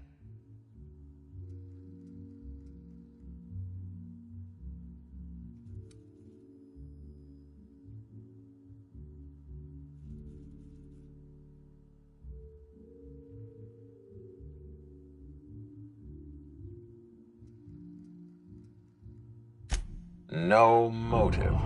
That's disappointing, because it's exactly the conclusion he'd want us to make. Unfortunately, even I don't have the authority to detain Cedric. His line of work is dangerous, though. There's always a chance for an accident. Well, I'm glad to hear that. I've already lost Dr. Blossom and Constable Keene, but at least Cedric's alive.